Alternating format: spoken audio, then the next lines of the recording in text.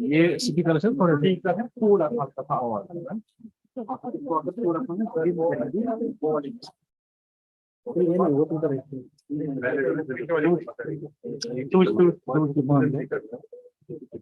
जरा ये बंद करो, ये बंद करो, ये माइक नहीं। अच्छा सुनाई कर लो मुझे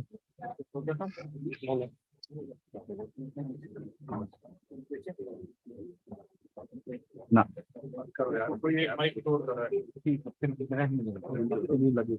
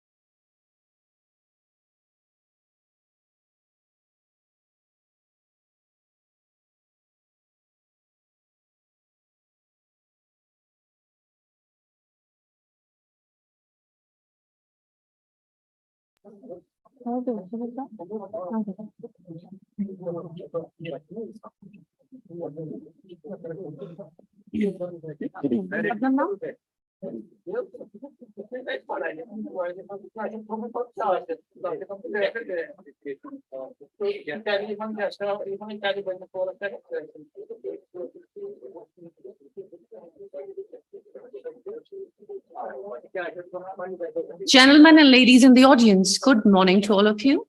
My name is Saima Khan and I'm from the Department of Sociology. I'll be moderating the session for you. I am from the host college, that is Government College for Women, MA Road, Srinagar, which is a constituent college of Cluster University, Srinagar. I extend a warm welcome to all the dignitaries, all the participants, and the lovely audience that we have with us, virtually or in person. So without further ado, I would like to call upon the stage our chairperson, and she is Dr. Rashmi Singh, Commissioner State Taxes, JLK. She will be here for the keynote address. She'll be chairing the session and she will be here for the keynote address. But I would very quickly like to introduce her to the audience. Dr. Rashmi Singh is an IAS officer who has worked extensively for pro-poor governance reforms and women empowerment issues at policy and programmatic levels. Some of the innovative programs she orchestrated in the social sector led to the development of replicable models for the benefit of women, children, and other vulnerable groups. Convergence and multi-sectoral action for reaching government schemes for the last mile with focus and participation of women has been her constant focus. Dr. Singh has published theme-based articles on women empowerment and convergence in various publications from time to time. She's traveled widely, both nationally and internationally, for participation in meetings, panels, seminars, training sessions to encourage replication of successful models of women empowerment and disseminate learnings from grassroots level experiences for value addition to policy and implementation of flagship programs. Dr. Singh supports several initiatives at her native village in Bihar for education of underprivileged children and creating livelihood opportunities for women as a part of her voluntary contribution. We welcome you, ma'am. Over to you, please. Thank you. You want me to come there? Wherever you can come.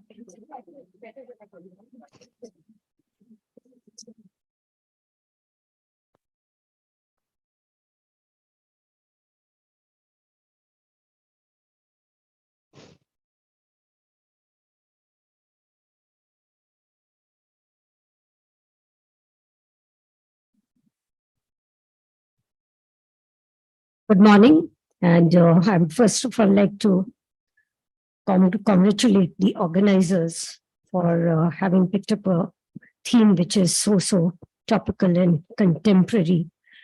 And you would like me to invite? Sorry? Yeah, so I think the panelists, some of the other panelists are there. So I would like them to come up on the stage as well. Yeah, so, the Professor Nazrul, Nazir, Professor Nazir is here. So why not come up on the stage?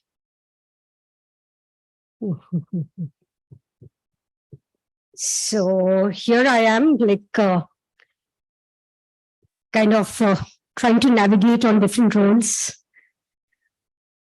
Whereas one of the role was to chair a session, but now suddenly I've also been asked to deliver a keynote address on the theme. So the theme which today looms before us is of gender equality, gender and development. What are the issues? What are the challenges? And I can see a very august group of academicians sitting over here, practitioners over here.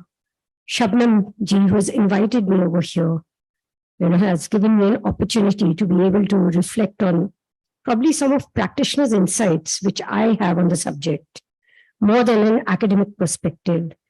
Because I do realize that since yesterday, a lot would have been spoken about many of the theoretical constructs of the subject.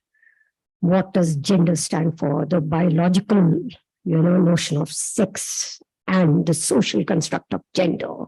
All that has been detailed in great detail, of course, by yesterday's presenters.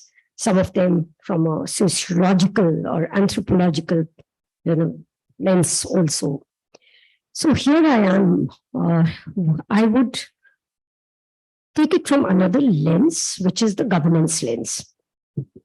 Why this lens is very important is because ultimately whatever we plan to do in terms of bringing out policies, in terms of creating legislations, in terms of enforcement of legislations, in terms of ensuring effective delivery of our programs and services and schemes, it's a lot to do with the nature of governance.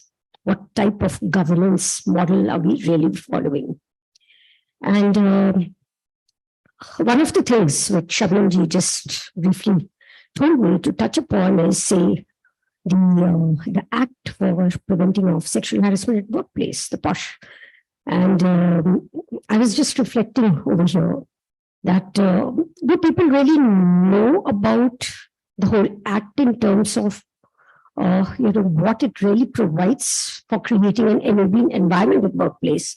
Or is it that we are only looking at infringement of rights? Is it that we are only looking at cases which get to be reported and then some inquiry to be done to be able to take full benefits of the Act? Actually, it's not.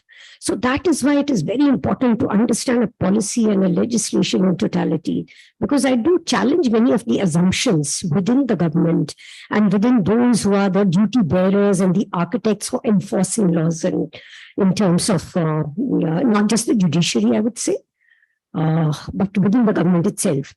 Why I took the example of this Act and why I said that Shabnamji, just like when I was entering, she says that, you must mention this. So here, when we ask within an organization, is there a committee? Often the answer has to be yes, because it's a statutory requirement.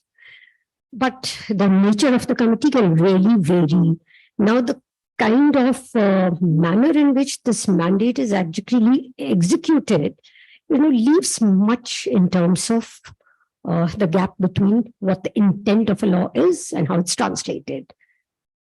Again, an example for many of the youngsters from this very college and maybe from the other colleges who are here. You see, why wait for an incident to happen was my question.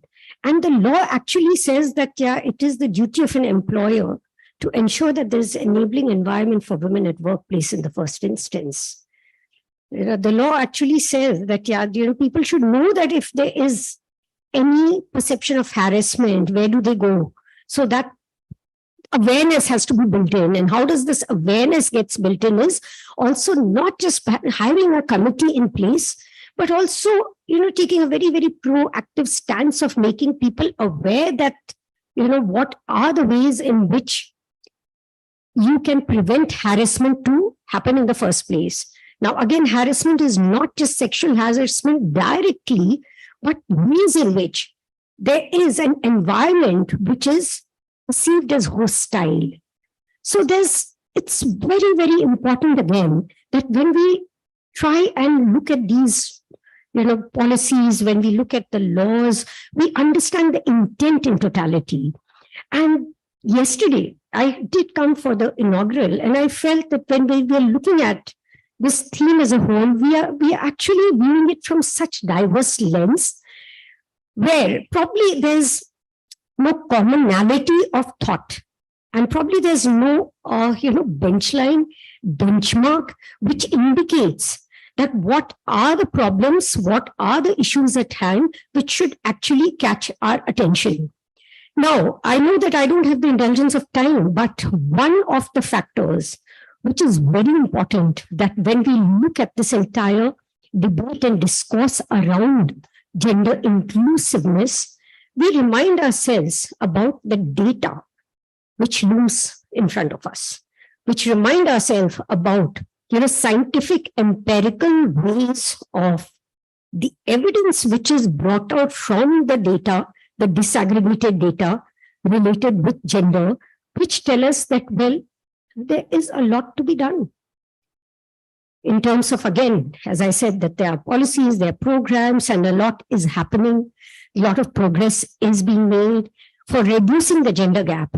At the same time, when we look at the policies, we also realize that, as I said, that there's a gap between the intention, the intended outcomes, and what actually happens when these are translated on the ground. Now, why it is important to see the reality is because when you look at, say, the United Nations brings out these gender gap reports, or the World Economic Forum brings out these, gender disparity report and the ranking. And when you look at our own ranking, we are not at, one of those positions that we should ideally be in. Say we are 135 amongst, say, like around 141, countries which were ranked in terms of gender development index. Now, how these indexes are also mapped when you look at either gender development or the human development, how they are mapped is by looking at things like life expectancy as birth, the mean years of schooling, expected years of schooling, the gross national income. So there are ways in which scientific scores are given. So again, it is really important, especially in this kind of an enlightened forum, when all of you are being taught to read things, decipher meaning, know what the data is telling you. It's very important to tell ourselves about the contemporary picture where we are. And that is where the problem statements, once it gets underscored, then you need to understand what more needs to be done. And that's true for everyone, not just the students, but we as bureaucrats, as civil servants, as practitioners, for the academicians who are actually orienting their young minds to be able to, actually lead their thinking to far more empirical way of understanding things, rather than just like, patting ourselves by saying that, well, end of the day, we have really moved on a ladder in which we can say that we are studying in a good institution. We, in terms of me, having got an opportunity to get the best of education, or you two have come here in the best of college. But the reality takes us this way, far beyond just people sitting here within this hall. That reality is something which, again, policy, the complexity of development is something that we are faced with, where one size does not fit all. So if we are looking at a particular solution and we are looking at a particular set of problems sitting over here, it's not the reality for all. So the kind of experiential reality which many women who are unseen, who are unheard, go through in terms of, like yesterday, you would have heard of the term of intersectionality of vulnerability. What does it really mean? So we need to tutor ourselves to ask these questions, to be able to identify these with a lens which I call an inclusion lens, a sensitive lens, whether you call it a gender sensitive lens, whether you call it a social inclusivity lens, but that lens has to be there in all of us. Now, some of my experiences within the government as a challenge, I realize that, well, data has been a challenge. Getting the right data from the ground has been a challenge. And that too, getting a data which is more dynamic in nature has been a challenge. Why I say it? Because you would have heard of like the census, the decadal census giving a particular figure, or the NFHS data, which again is a periodic, survey indicating the robustness of the health indicators, the nutrition indicators, the literacy indicators. But at the same time, when I talk about data, it is again something which has to be in a local context. And one of the solutions in terms of being able to respond to the local realities in the local context is to be more aware of the dynamism of this data, and to have a repository and to have a system, to have an institutional mechanism where it's not only data aggregation, but the response to the data, which is done in a more systemic manner, in a real-time manner. That, in my view, is one big challenge. The other challenge which I felt was understanding the gender sensitivity involved in planning process itself. Now, it does not mean just gender budgeting and gender allocation and looking at like the outcomes in the final instance, but how inclusive the process has been in terms of how much the women themselves have been included in participating in the process while the planning was going on. That again becomes like a governance challenge. To cite an example, I wonder many of you who would be connected, to your villages, rural areas, have had the opportunity to attend a Gram Sabha meeting. So if you happen to attend the Gram Sabha meeting, you'll realize that many of the voices which should have been counted at that particular instance do not come in shape at the time when it is required to do. And then I tell you, the planning itself becomes, something where we are doing later on, maybe later on an audit of what went wrong.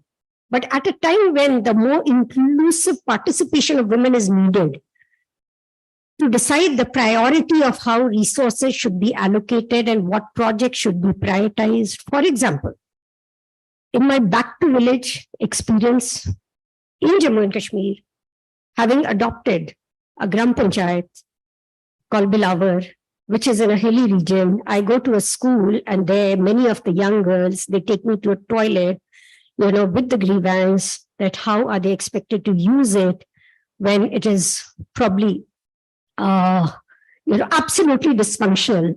And then it set me to looking at many other agendas which women there were telling me. And my question was that why don't you raise it up in the Gram Sabha? Now, how many actually go to the Gram Sabha was a big question, because when it happens, then you don't really want to, probably take the time out of the household chores to be able to participate. So all that is also challenging our assumption that when we say that, we have done the gender budgeting, have we done it in the manner in which the women really wanted the allocations to be done? I would probably end over here because I would come up again with some summation after hearing the panelists over here, and then probably be also open to maybe some questions from all of you, because it's very important that our assumptions, get further challenged by your lived realities, your experiences, which often we forget to factor when we make policies. the young minds, what is there in your mind when you look at a gender sensitive planning. And the last thought on the subject is, it's an imperative to look at gender sensitive planning. It's an imperative to be concerned about gender development. It's an imperative, to look at not just, as yesterday I heard, the women-led development as a priority. Why an imperative is because end of the day, your goal is human development. End of the day, your development, your growth, it's measured by several indicators. And women in development, I would say, is like a tool. It's like an instrument. It's like a process which ensures that there is balanced growth and development happening in the nation. That is why I say that it's an imperative. It's not just a goal. That include women is a goal. It's a process. It's a process to ensure that your balanced development is happening. And the pace of development is, to the kind of rate which today we require. We certainly require to hasten the pace. And I can see many girls sitting over here in the audience. And I know that the women-led development, which we talk about, each one of you has that leadership potential within you to be able to shape that discourse, to be able to shape that agenda. And that is what, in my view, is a lot about this, entire notion of women-led development. When you are able to shape the discourse, you are able to decide, how to prioritize and where to prioritize. Thank you.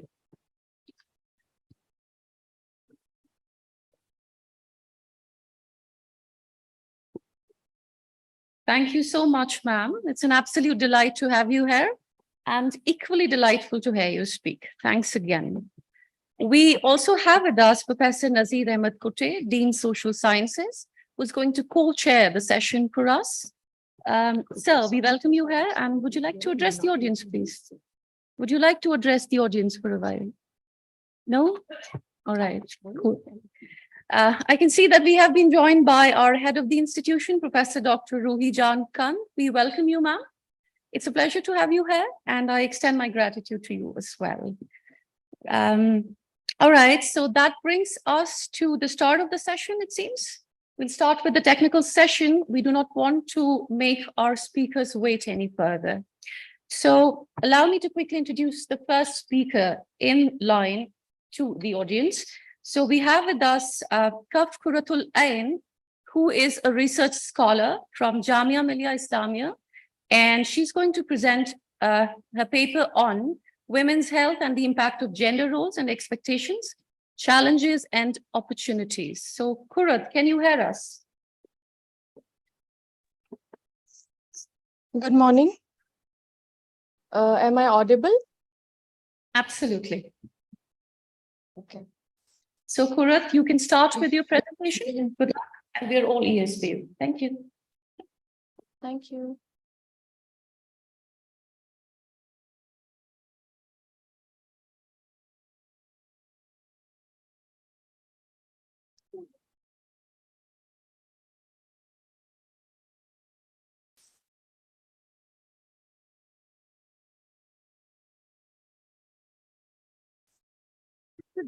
Two sessions. Sorry?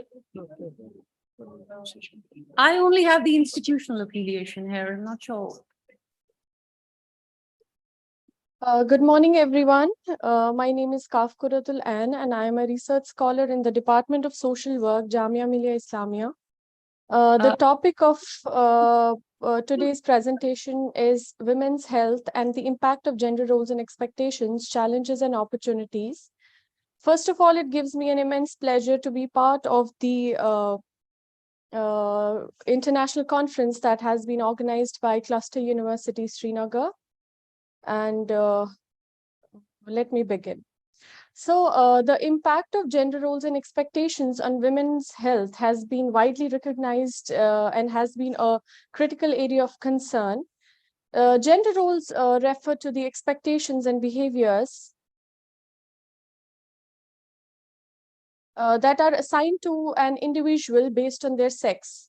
According to UN Women 2021, the social norms and cultural practices often reinforce gender roles leading to various kinds of gender-based discrimination and therefore limiting access to healthcare, education, and economic opportunities for women. Women who are also subjected to different kind of gender stereotypes that associate women with caregiving roles face barriers in pursuing careers and educational opportunities that impact their economic well-being and healthcare access. Severe problem that harms women's health and well-being is gender-based violence. The objectives of my study are to identify the impact of social determinants of health, such as education, income, and employment,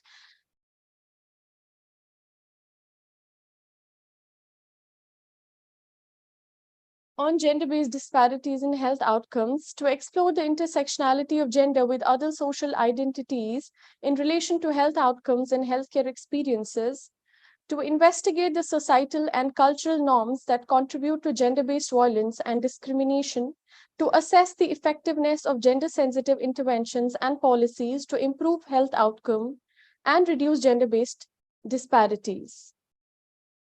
The methodology that was adopted was a qualitative approach to understand the relationship between gender roles, expectations, and women's health. Researchers have used a descriptive research design to explore different gender norms that have affected women's health. And subsequently, the authors have identified the key informants based on certain inclusion and exclusion criteria. So the tool that was used to collect data was online questionnaire, and total of 19 respondents have participated in the study. The target population was mostly women, and the criteria to select the sample was based on the purposive sampling technique. And the questionnaire also included open-ended questions, giving freedom to the respondents to answer freely rather than choosing from the given options. Data was collected through informed consent by the participants, which contained information about the purpose of the study. Study is based on primary data, which has been collected through a detailed questionnaire, and the personal information of the respondents have been kept confidential, and the authors have maintained the privacy of the subjects involved. Accordingly, the data has been analyzed using thematic analysis for qualitative information to present the themes that have been derived from the study. The study was conducted online with limited respondents, so the data can't be used to draw a broad inference about the study. Furthermore, the study excludes the general knowledge and perspective of the male population because most of the respondents were female. Now, these are the findings. The first theme that has been derived is barriers in advancing gender equality. And it has been seen that there are several barriers that limit opportunities for women to achieve life goals, depending on different contexts and specific issues. Various societal norms and stereotypes that lead to gender-based discrimination and violence have been deeply ingrained in our society. Out of 19 respondents, 11 faced challenges and barriers related to various gender roles and expectations, out of which one of the respondents shared her experience of discrimination in her professional life, saying that the barriers she experienced were related to traveling for work to distant location within the same city, and the whole concern changed into an implied thought process which created a fear that she should not travel or come late at night, and it's for her safety. The economic and political structure privileges men and limits women's participation in the workforce and political leadership, restricting women's access to resources, opportunities, and decision-making power. Adding to this, another respondent shared her experience and said that the biggest challenge working in the professional front was to work in a male-dominated organization where people always talked about gender equality, but there was only one female employee at the higher position. Also, the idea that she's a female and she won't be able to work in a field created a full stop for the opportunities she wanted to avail in her life. Women also encounter prejudice about their physical difficulties in various contexts, making them feel unwelcome and unimportant. When women gain or lose weight for different medical or health reasons, their friends and peers may make fun of them. A person who shared her experience is herself a health professional and said that she faced a lot of criticism about her appearance from her friends, colleagues, and even members of her own family, who claimed that if she appears skinny, no one would ever marry her, and if she won't be able to put weight. The second theme that was generated from the study was impact of gender roles and expectations on women's health. And during the interview, respondents shared their experiences and talked about how gender roles and expectations have always negatively impacted women's health. One of the respondents shared her childbearing journey and said that her health is not same as it was before she gave birth to her child. Additionally, she also quit her career solely for the sake of her child, but she was not guilty about it, but she felt and believed that if she would have kept working, she would have been in a better physical and emotional health today.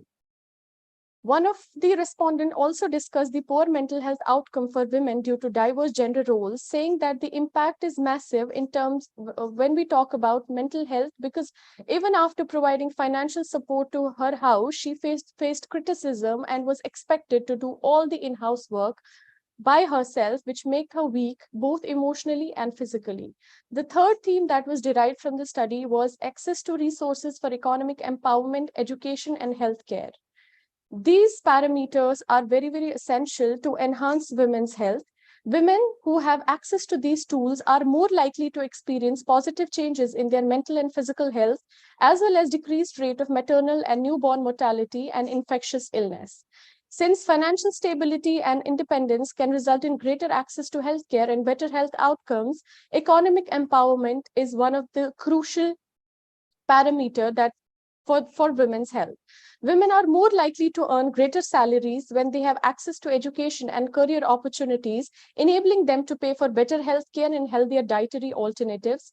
When discussing independence and women's role in decision-making, one of the respondents remarked that the main agency to say yes or no for any opportunity without others being the deciding party represents the barriers and challenges that she and other females have faced in their daily lives. The fourth theme that has been derived from the study is gender-specific health outcomes, including reproductive health, mental health, and chronic diseases.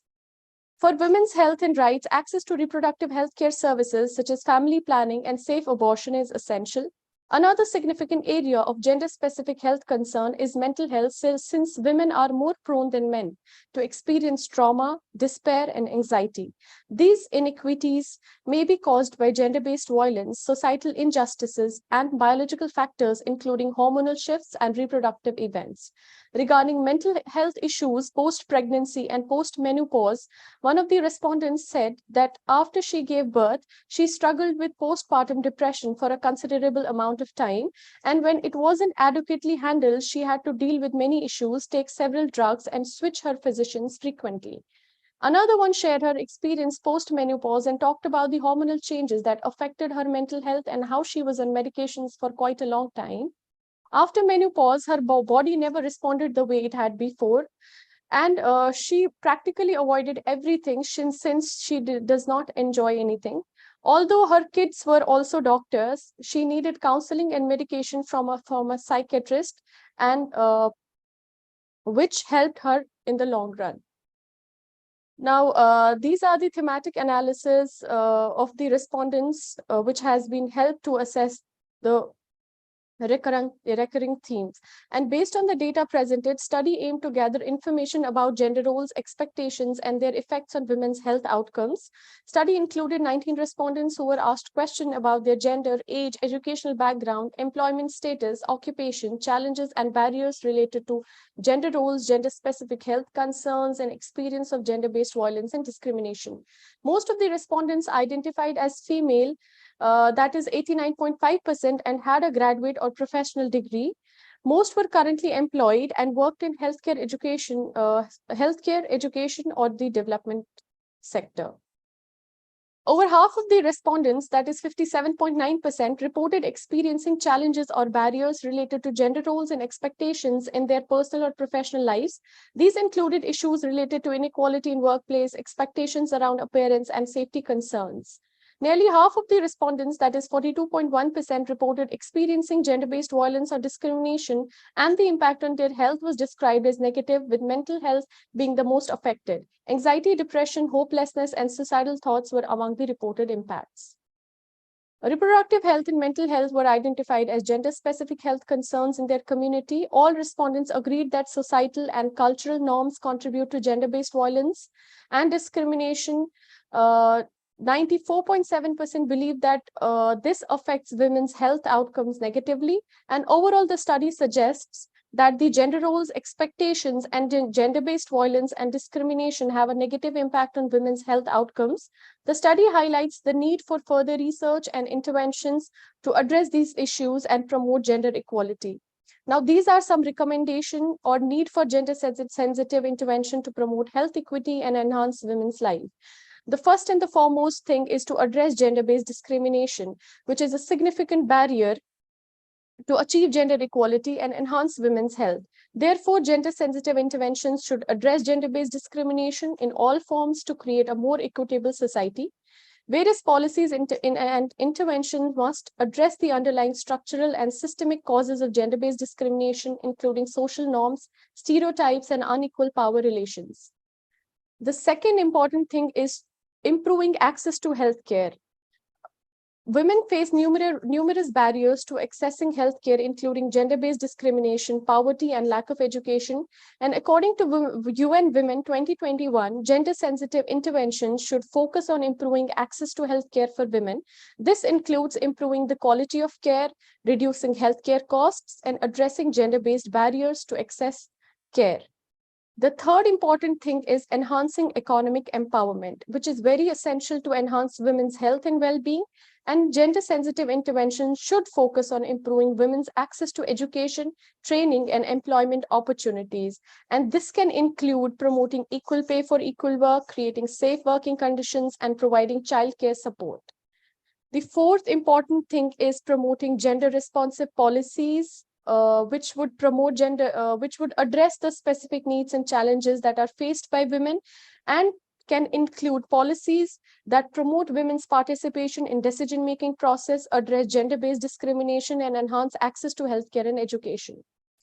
Conclusion: gender roles and expectations have a significant impact on women's health, and it can limit women's access to healthcare, education, and employment opportunities, while also increasing their vulnerability to gender-based violence, reproductive health problems, and mental health issues. So to advance gender equality and improve women's health outcomes, it is critical to overcome the obstacles that prevent women from gaining access to resources for economic empowerment, education, and healthcare. So this could include tackling socioeconomic determinants of health, advocating for policies and programs that support women's empowerment and gender equality, and enhance access to gender-sensitive and cultural acceptable healthcare services. When treating gender-specific health issues such as reproductive health, mental health, or any kind of chronic illness, it is very important to consider the distinct biological, social, and environmental factors that contribute to these disparities. And it may involve tackling social and economic inequities, advancing gender-sensitive research. And overall, it takes a concerted efforts from individuals, communities, and policymakers to advance gender equality and improve women's health outcome. And this is essential for achieving sustainable and equitable development. Thank you.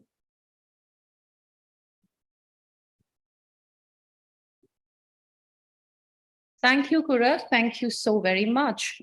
So shall we start with the Q&A session? Sorry? Shall we start with the Q&A session, the question and answer session? Yeah. Sure. Do we have questions from the audience, please? Yeah, can you come over to the dais? Or shall we hand over the microphone to you? Is it possible? Either. We do not. You'll have to come to the dais.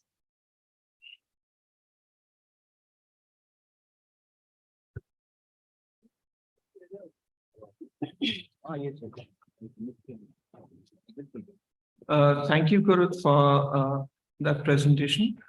I was inquisitive to understand that what is the broader theoretical perspective from which you are analyzing this data? And are the questions of why and how, I mean, the themes which you are deriving for this from this presentation, from your paper, how are you responding to questions of why and how this is happening? I mean, the disparities which you explicated in your paper. Thank you.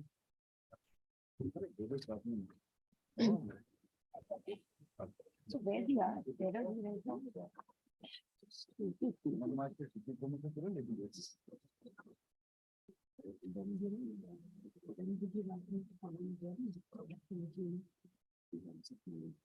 All right, is it only some? Yes, yes. I have to ask for them. This is the one, this is our session. We're done with the first speaker. I'll let you know. And then maybe I'll.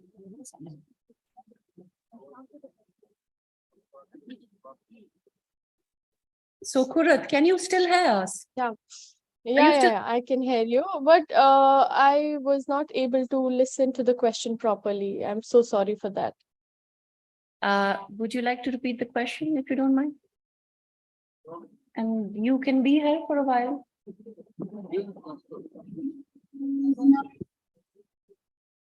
So I was just asking about the theoretical perspective from which you are analyzing the data and are to the questions of why and how, I mean, the disparities which you explicated in your paper, right, in your Yes. theme, right?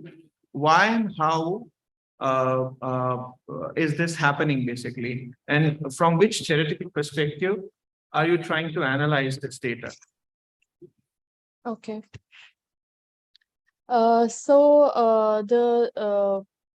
themes that were derived from the study was based on the questions that I had kept in my questionnaire regarding the issues that the women faced due to their different gender roles and expectations and the roles that they are expected to perform in the society, and due to which they face a lot of issues regarding their health. These were the themes that actually came up while talking to the females, and because of which I thought that these are the themes that can help in actually explaining the paper in much better way. So this is how I came up with these particular themes in my study. Would you want to be a part of the audience? And would you want to join the audience or be here? Okay. Definitely, you need to have the audience. In that time, while all the papers are there, yeah. So, yeah, then. All right, thank you, Kurat. Thanks again. Thank So, you. speaker that we have with us is Dr. Shafia Vani, who is a faculty member in Empowered Kashmir, and she's going to speak on the role of women in climate protection. Dr. Shafia, are you there? Can you hear us? Dr. Shafia Vani, can you hear us? All right, we can move on to the other speaker then. So the other one in line is Samina Farid, who's a research scholar from the University of Kashmir. And the title of her paper is Educational Deprivation of Batal Women, a case study of district Srinagar in Kashmir. Samina, are you there? Yes, ma'am. All right, you can go ahead, please. Ma'am, am I audible? Yeah, loud and clear. Okay. Worthy dignitaries and my fellow colleagues, a very good morning to all of you. I'm Samina Farid, research scholar from the University of Kashmir. Today, I'm going to talk about the educational deprivation of Vatal women, a case study of district Srinagar. Firstly, the Vatal, if we talk about the Vatal community is a depressed class which has been given the lowest status in the social hierarchy. It's actually a group of leather workers who are presently associated with the profession of sweeping. So, as far as my presentation is concerned, let me briefly provide you with the idea how the women of marginalized communities face discrimination and challenges while assessing the educational opportunities. If we look at the communities across the world, It shows discrimination based on caste and class, resulting in the exclusion of marginalized people. It may directly affect the attainment of effective endowments in the spheres of education, occupation, and livelihood. Without educated women, there cannot be an educated society. Women are part of our socio-economic system. Within the society, they have a strong classship as they hold our rich cultural and traditional values. For her development, educational background has direct stance. They have been discriminated against in terms of various aspects as parallel to male. The gender disparity is also seen in the attainment of education, and the situation is alarming at higher level of education. Depressed class and women in India were not able to have the educational provisions. The condition of women belonging to Dalits was very deplorable. They are discriminated socially, economically, and educationally for age.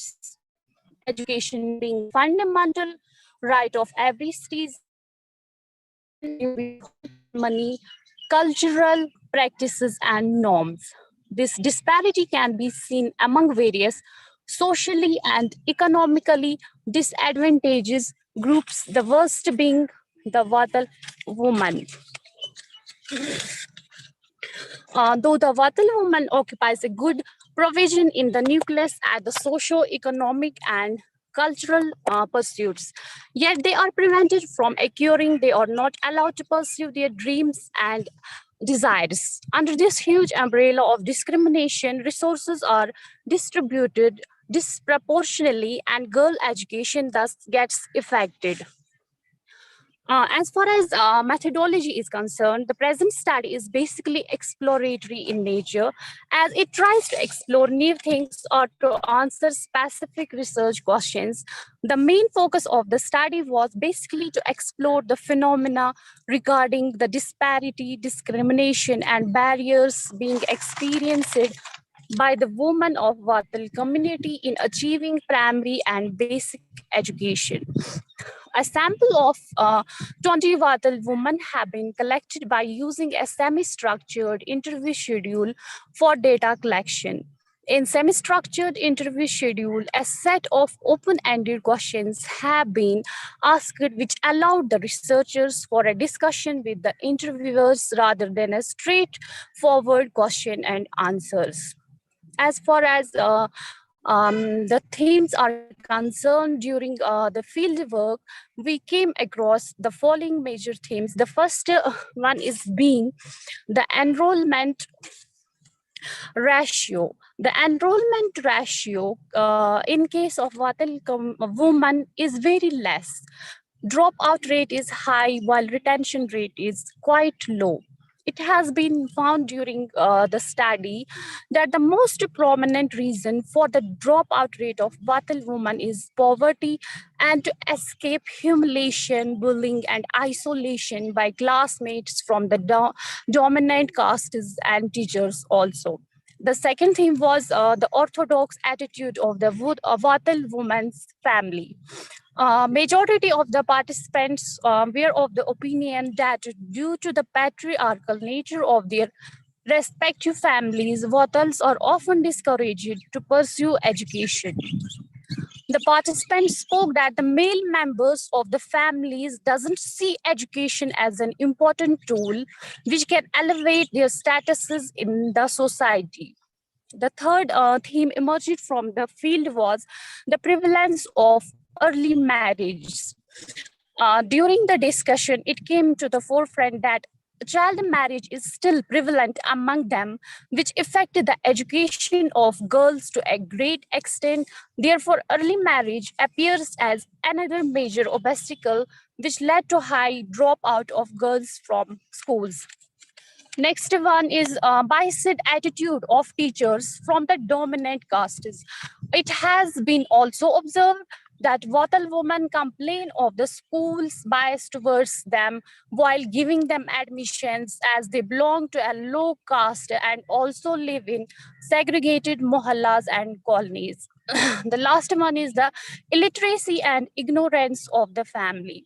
During the data collection process, it was also found that due to the poverty of parents, Wattal women have no choice but to stay at home. Also, the parents are also ignorant about the importance of female education. It was also observed that the high level of parental illiteracy among them also constrains the education of girl children. Lack of parental encouragement and poor learning atmosphere at home makes learning very difficult for them. So if we look at the recommendations, some recommendations that can help the policymakers to frame the proper policies and strategies for upgrading the educational deprivation of Wattal women can be, the first is that we have to change the outlook of the parents from Wattal community. Though proper counseling, the outlook of parents can be changed and should be understood the importance of educating the girl child for the overall welfare of their communities. The second one is that school curriculum. There is also a need to devise such a curriculum which would cater to the needs of the Wattals and would try to transform the existing discriminatory social structure and would bring positive social change in their community. The third should be the focus on the social administration. There should be focus on the school administration, on retention, transition, and completion rates of the families. Next, the Wattal female should also be encouraged to participate in the management affairs of the schools. Also, the administration of the schools should be sensitized so that admission should be given on the basis of merit and not on the basis of caste. Also, special awareness programs should be carried in segregated mohallas and colonies to make people of the marginalized communities about the significance of education.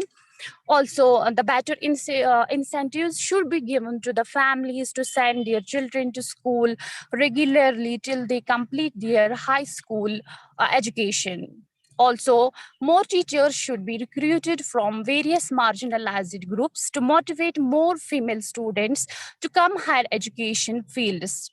Also, government should also take appropriate measures to improve the enrollment ratio of the Wattal women. With this, I will conclude my presentation. Thank you.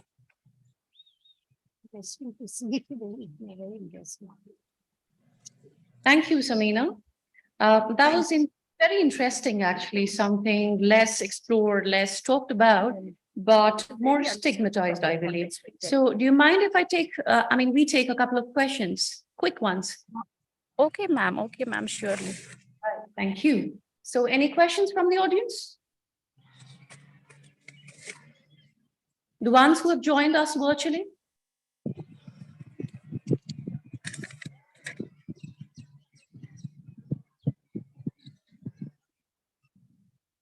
The ones who are here, any questions from the audience? No, I believe. So we will move on to our next speaker. But before that, I would want our dignitaries to join the audience. Yeah, sure. Yeah. Thank you so very much. So the next speaker that we have with us is Ms. Pooja, who's a research scholar from JNU, Jawaharlal Nehru University. And she's going to talk about the Dalit feminist discourse on sexual violence and intersectional methodological intervention in India. So Pooja, are you there? Can you hear me? Yes, yes, Professor, I hear you. Can you hear me, Pooja? Yes, yes, I hear you. All right. Shall I So start? please start your presentation. Yeah, first of all, good morning, everybody. My name is Pooja, and I'm a PhD research scholar at the Center for Political Study, Jawaharlal Nehru University. And the title of my paper is Dalit Family Discourse on Sexual Violence, an Intersectional Methodological Intervention in India. So before the start of my presentation, I would like to put forward a questions in front of the all audience that does the body of a woman is the abstract body? And if no, then why we have the uniform criminal code system in India and in terms of violence or gender violence, quote unquote, and why the accommodations policies and the law formation in India is so homogeneous in terms of reservations policy and other health regarding policy and all that. So Indian society has many social privileges based on caste, class, gender, religion, language, ethnic, and the gender identity crosses these identities. These social privileges affect the formation of laws and social movements in India. Indian state has legally or constitutionally prohibited any caste, gender-based discrimination, violence, exclusion, and recognized the social justice as the fundamental principle in its constitution. Now, if we talk about the Dalit women or historical untouchable body specifically, then the Indian state either recognized the violence against them as a woman or as a member of the community.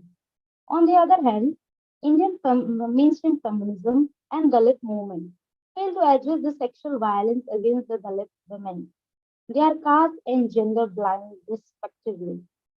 Even the rape laws in India are also caste blind. There has been the lack of intersectional framework which is inadequate to understand the standpoint of Dalit women. Mainstream feminism universalized the Dalit women issue on the basis of gender, quote unquote gender, which leads to institutionalization of identity and denies the differences. On the other hand, Dalit movements also ignored the Dalit women's issue and addressed them as the caste issues. The intersectionality of caste, class, and genders makes the status of Dalit women marginalized and the making the issue of violence, specifically rape against them, in a dire state. Sexual violence against an untouchable, quote unquote, untouchable body is a problematic in mainstream domain of gender and caste politics in India, in which they are raped by upper caste men as an instrument of dominance to control and punish the entire Dalit community. In this context, rape is not done just for the sexual pleasure. So my argument in this paper is that Dalit family discourse is vital in the study of the sexual violence against Dalit women, which methodologically a deconstruction of the mainstream knowledge production about the Dalit women in India. It uses the intersectionality of caste, class, and gender as a research methodology to understand how Dalit women's standpoint is different from non-Dalit women and Dalit men. In India, the prevalence of rape is particularly alarming with a great impact on marginalized communities. Among these communities, Dalits, who occupy the lowest rungs of the social hierarchy, face disproportionality high incidence of sexual violence. This economic exploration aims to shed the light on the distressing issue of rape against Dalit women in India, analyzing its historical context, social cultural dimensions, and systematic challenges. So to do this study, I have actually studied the NCERT data from 2016 to 2020, and also I have studied three main rape cases against Dalit women. One is Bhamri Devi case, and second is the Khalanji case, and third is the Hathras case. So I have divided my paper in some sections. So first section is about the introduction, where I try to fabricate the idea of the social justice, equality, rights in this section, where I put the some sections of Indian Constitution here, like Article 14, Article 17, which prohibited the untouchability in India. And again, I have put forward the question that why these articles in the Indian Constitution is not appropriate in terms of the Dalit women's context, because Dalit women's standpoint is different from the quote unquote women and the Dalit and other identities. So in the next section, I have actually I will just try to engage with the discourse on race. with how the disposal rate is going on in our country and also in the global context. So in our country, I'm just looking at the legal perspective here. So I was engaged with the section 375 of the ITC, where I analyzed that this section is defining the penetration of penis, manipulation of the body parts, and consent. So main discourse is about this. And after reform of laws, the chronic problem faced by the victim in the rape trials, like appearance of resistance, sexual relationship with the criminal, etc., have been improved. But these legal provisions are problematic when it's encountered by Dalit women issue with rape. Even there is also the provision in the SCST Act also, where the Dalit women or the tribal women, if they face such a kind of sexual violence from the other communities, or quote unquote upper dominant caste communities, so there is also provision. But my concern is about that there is the provision, but after this, it is also dealt by the ITC section 375. So there is no intersectional perspective also here. And further, I encountered that the mainstream feminist discourse on rape, such as the Angie Coyles and the Brown Miller and McKinnon and Nivedita Menon. So these tried to analyze the rape in terms of the body and anatomy and the violent sex as a violence, and the heterosexuality is itself a violence. So these discourse, I found that in this discourse, the intersectionality of the identities or the social identities are missing, because as Nivedita Menon addressed the sexual violence in her book, Saying Like a Feminist, she described the rape in a feminist framework as a crime against women's autonomy and bodily integrity. Where I found that this is not just a women's autonomy question, this is also somewhere extended to their identity also, because which women belong to which community is this also affected this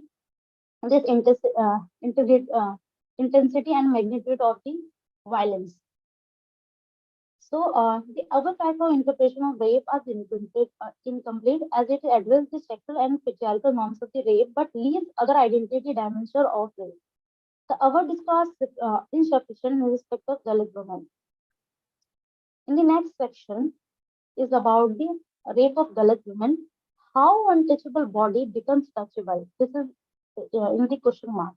So here I raise the question that why a body which is historically untouchable become the touchable in certain time? Now the question arises that the rape of Dalit women is just a gender violence, or it's just to reflect the patriarchal sexual dominance? The answer which I found in my preliminary studies, that the rape against Dalit women is not just a gender violence, it is further included other identities or humiliation, exclusion, marginalities issues, because she is the bottom of the gender and as well as the caste hierarchy. And again, the purity of pollution concept is there, because the purity and pollution concept is the backbone of the hierarchy of the division of the caste system in India.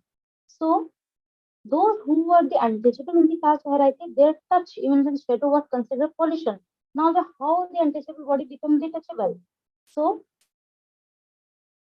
the social location of Dalit women in this graded patriarchy is such that to make them easily accessible to the caste patriarchy or Brahminical patriarchy. So, in this section, I have argued that the Dalit feminists discourse about this rape case, rape of Dalit women is necessary, because it talks about the intersectionality of caste, class, and gender.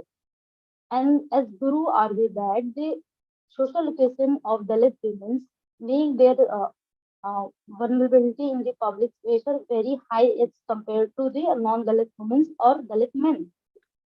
And they emphasize on the concept of difference. Sharmila Rezi argued that the category of difference is the center of feminist theorization. And from difference to more difference is center to Dalit feminism, because they also emphasize the other identity because they know that Dalit women are women at the one time, but there are also other identity functioning over there. And I have analyzed some NCRB data from 2016 to 20, where I see that Uttar Pradesh has the high tendency of the rape cases against Dalit women, which also shows the paradox of this state, because as we have seen in many years ago, that this state has politically assertive state in terms of the Dalit Bahujan politics. So it is shows that how this state in one time has a politically assertive state in terms of their right, their political participation. On the other hand, there is a high tendency of the rape of Dalit women. So we can understand the how the Dalit movement in terms of politically is failed in this state when it comes to the Dalit women's issues. And I have analyzed the three major rape cases, as I said in the beginning of my paper. The first is the Bhamri Devi rape case, second is the Thailandi massacre, and third is the Hathras gang rape case. So in these cases, what I have found is that the state is not the favorite facilitator or the provide the social justice to the Dalit rape victims, because in above three cases, what I have seen that the state function untouchability, institutional untouchability against Dalit women, because police have, as we see in the other state case, how police functions, have seen. And Anand Tentumle also has critically analyzed the Thailandi massacre in his work. So it shows that how police and the other state institutions function, and we have seen that the Bhamri Devi rape cases, how the judiciary interpreted the consent and the body of the Dalit women, that how the lower caste woman is not vulnerable to raped by the upper caste men, because the upper caste men do not want to touch our lower caste women's body. So there are some concerns which I have analyzed through these three cases. And in the conclusion, I have just put forward my concern that when we doing study on certain this type of cases, it is necessary to understand the intersection between the class, gender, and the laws also, so which can do justice to the viewpoint of Dalit women. For this, it is very important to adopt Dalit feminist methodology, in which by recognized phenomenological experience, we can understand the difference. Thank you.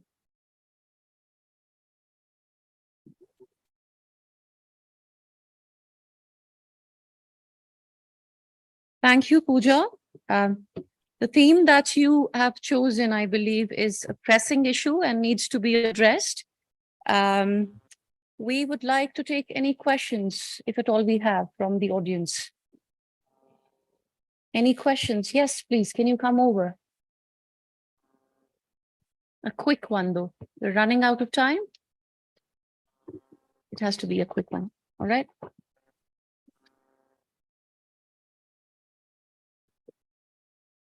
Good morning. First of all, I would like to thank you for such an insightful speech. I would like to ask that, can you elaborate upon the concept of intersectionality as you understand it?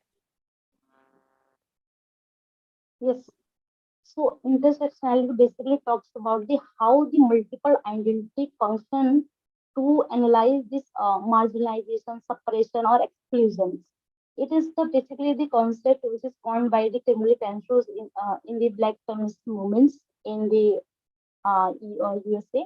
So where she analyzed that the race, class, and the gender, these triple identity, how to functions when it comes to the Black women's body, quote unquote Black women's body. So this concept borrowed by the Dalit feminist methodologist from the West, quote unquote West. I'm still emphasizing the West, because the Black woman's body, which is, we can see the race issues there, which is visible to us. But in the Dalit women's case, we can't see that this woman is belong to the scheduled caste or scheduled tribe women. So this is a major concern, that how intersectionalities operate within India, when it's come to the Muslim women, when it's come to the tribal women, when it's come to the scheduled caste women, when it's come to the LGBTQ community. So intersectionality is functioning through the multiple identity, which make the women's or the marginalized communities issues in very vulnerable situation and the marginalize their issues as well. Thank you. Thank you so much. Thank you. Thank you, Pooja. We're glad that women have finally begun to voice their concerns and they're no longer sweeping it under the carpet. They're talking about it openly. All right. Thank you, Pooja. So moving on, we would go back to our previous speaker, Dr. Shafia Vani. Have you joined us now? Are you there, Dr. Shafia Vani?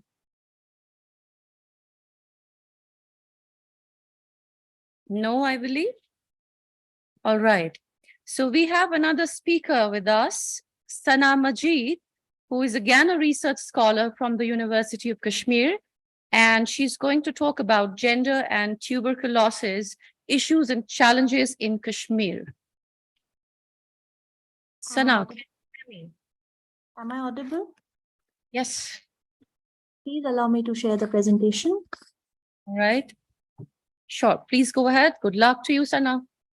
Thank you.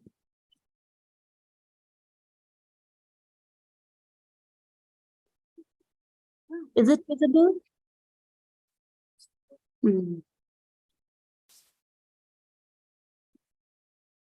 Sana, we can actually see your screen, but All we right, can't. ma'am. We can hear you as well.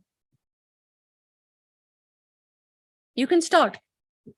All right, ma'am. Thank you. Esteemed guest speaker, chairperson of this online session, and all the participants, a very good morning to all of you. My name is Sana Majid, currently a research scholar in the Department of Psychology, University of Kashmir, and today I would be presenting a joint paper authored by me, my guide Dr. Yasir Hamid Butt, and a fellow scholar, Afreen Jan, Department of Psychology, University of Kashmir. The title of the paper is Gender and Tuberculosis, Issues and Challenges in Kashmir. I would like to begin my presentation with a brief overview of the topic. Tuberculosis is a contagious infectious disease caused by the bacterium Mycobacterium tuberculosis.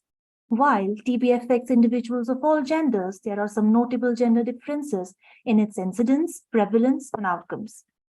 At the heart of the contemporary discourses on tuberculosis, gender is being cited as one of the most central, however, debated categories of inquiry as far as vulnerability to tuberculosis is concerned.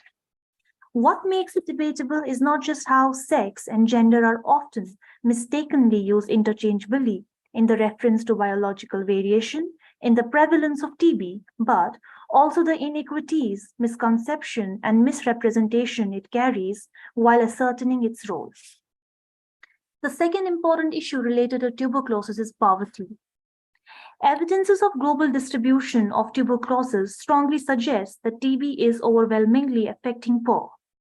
Although poverty alone is neither a sufficient nor a necessary condition for increased incidence and prevalence of TB, rather, it is a specific blend of factors and circumstances that play a vital role in the distribution of the disease, affecting certain sections of population, particularly impoverished and marginalized populations. Thirdly, the stigma attached to the disease creates a negative aura around the patient, especially for women, which results in discrimination and marginalization. For many years, individuals receiving a diagnosis or dealing with TB, the possibility of loss of social status, the fear of effect of loss of livelihood, the incarceration or account of TB form barriers in the mind and the loss of acceptance in social circles for the period of the disease, and sometimes may lead TB to a feeling of loneliness, anxiety, depression, anger, fear, frustration, resentment, shame, and even guilt. Although the incidence and the prevalence of tuberculosis has been found disproportionately higher in males than females, however, gender perception of the disease places the female patients at a particular disadvantage due to greater stigma and lower prioritization of women's health. Gender for women has been a powerful indicator of inequality and discrimination, which influences not only their state of health and well-being, but also their ability to seek care. Worldwide, TB is a major preventable infectious cause of death and suffering in women. It is a major women's health issue and poses a major threat to women than any other communicable disease, including AIDS or malaria. In fact, in developing countries, which carries brunt of 98%, the death toll caused by tuberculosis, the number of female deaths annually has often been greater than the numbers claimed together by all causes of maternal deaths combined. Moreover, women compared to men have been found to hide their disease status because consequently, TB is more detrimental for women than men. Thus, tuberculosis is highly stigmatized illness with given socioeconomic repercussion. It has turned to be a powerful indicator of inequality and discrimination, which has greater consequences for females compared to males. The next slide highlights the objective of the study. The broad objective of the present study is to explore and document the life experiences of tuberculosis patients living in Kashmir, and more specifically, the study attempts to understand how gender, socioeconomic status, and ethnic identities shape these experiences. Coming to research methodology, qualitative approach was adopted for the present study. As far as the sampling is concerned, because the requirements of the present study required a non-proportional quota sampling of purpose of sampling, so it was opted for the sample selection. As far as the study population is concerned, it included individuals with confirmed TB who were identified as attending or having attended government health services for TB diagnosis or treatment at different DOT centers under tuberculosis unit, Kangan, District Gandarbal, and tuberculosis unit, Zadibal, which is in Srinagar. By the end of the data collection from both the districts, a total of 29 TB patients were interviewed. 17 patients were interviewed from District Srinagar, out of which 8 were males and 9 were females. And from District Gandarbal, 12 patients were interviewed, out of which 7 were males and 5 females. As far as the tool description is concerned, in-depth interview was deemed appropriate as the main research instrument for data collection. Freewheeling interviews were conducted to make the data collection process more interactive. Given the sensitivities related to TB and the complexity and difficulty of the field, especially the diversity of the participants, it seemed feasible to develop an interview guide to facilitate the interviewer and the interviewee interaction. Coming to the results and conclusion, female respondents across the study area reported longer delays in seeking healthcare compared to males who reported shorter delays. This finding suggested gender disparity in healthcare seeking behavior. Among rural females, the delay in seeking healthcare was higher for patients belonging to the Gujar and Pashtun tribes, with delays exceeding 30 days. In urban settings, the highest delay was reported by female respondents belonging to the Hanji or Watu community, with delays exceeding 20 days. This trend was similar among males belonging to these groups and communities, indicating that these disadvantaged groups experienced longer delays in seeking healthcare. In contrast to the disadvantaged groups, other Kashmiri female respondents living in plain areas and those with comparatively better social and income status reported shorter delays between the onset of symptoms and the first contact with healthcare. As far as Srinagar district is concerned, individuals with better income had shorter delays compared to those with poor economic background. Previous studies, however, have shown inconsistent findings regarding the gender differentiation in healthcare delays. Some studies found no significant gender differences in healthcare seeking patterns, while others recognize the role of gender in causing delays and creating a gender disparity in health. For example, Long and Associates found that women visited healthcare providers more than men, but experienced delays in diagnosis compared to men. Gel, June, and Abibi did not find any significant gender pattern in causing delays related to tuberculosis transmission. In addition to this, various determinants were identified to influence healthcare seeking behavior among women, including socioeconomic dependency, restricted mobility, economic dependence on husbands or male family members, limited freedom of movement, and social norms inhibiting women's assertiveness were among the factors contributing to delays in seeking healthcare.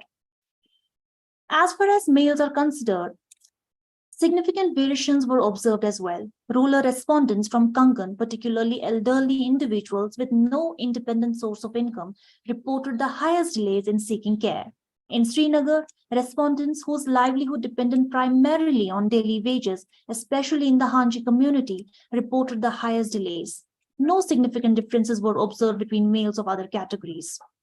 The main findings thus highlight the gender differential in healthcare delays, particularly among disadvantaged groups in rural and urban settings, and emphasize the influence of socioeconomic factors, restricted mobility, and social norms on healthcare seeking behavior. Coming to the last part of the presentation, which is what is the contribution of the study.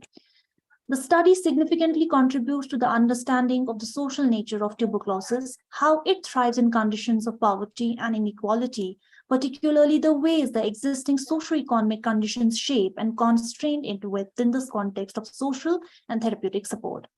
By presenting alternate evidences, the study also attempts to address some critical issues that up till now have received little research attention in the available literature on tuberculosis.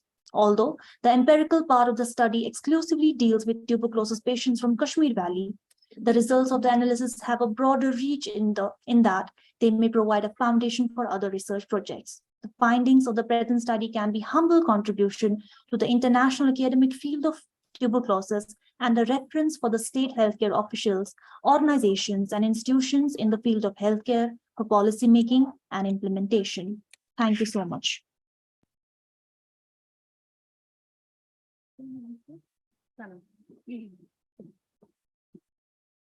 Thank you, Sana. It's actually interesting to see that how linkages can be drawn between things that are apparently so distinct and different from each other. I mean, gender and tuberculosis for me, I mean, that's something, difficult to draw any kind of linkages in between these. But then it was actually very, very interesting. So any questions from the audience? Do we have any questions for Sana? All right, so we'll move on, Sana. Thank you for being with us. So we have another speaker, Mr. Yasir Hamid, who's a faculty member in the University of Kashmir. Yeah, and he'll be talking about navigating the cultural and social challenges, gender sensitization, and IPV, intimate partner violence, against women in Kashmir. Mr. Yasir, have you joined us? Excuse me, ma'am, I would like to intervene. Sure. Yeah, actually, he's a guide and he was a co-author of the paper that was presented yesterday by Shagufta Rashid. All right. He won't be presenting the paper. It has been already presented yesterday. Presented his paper. Excuse me, ma'am. According to the list that you have sent on that WhatsApp, I have to be the next presentation. That is Zarzo Uzwali. Sorry, but there was something that we made. Can I know who is speaking? Zarzo Uzwali from research scholar from Mizoram University. We can have you now. No problem. Okay, thank you. Thank you. All right, I guess it's as she has introduced herself, Zarzo Uzwali. I'm sorry if I'm mispronouncing your name. It's a typical all right, one. ma'am. Okay.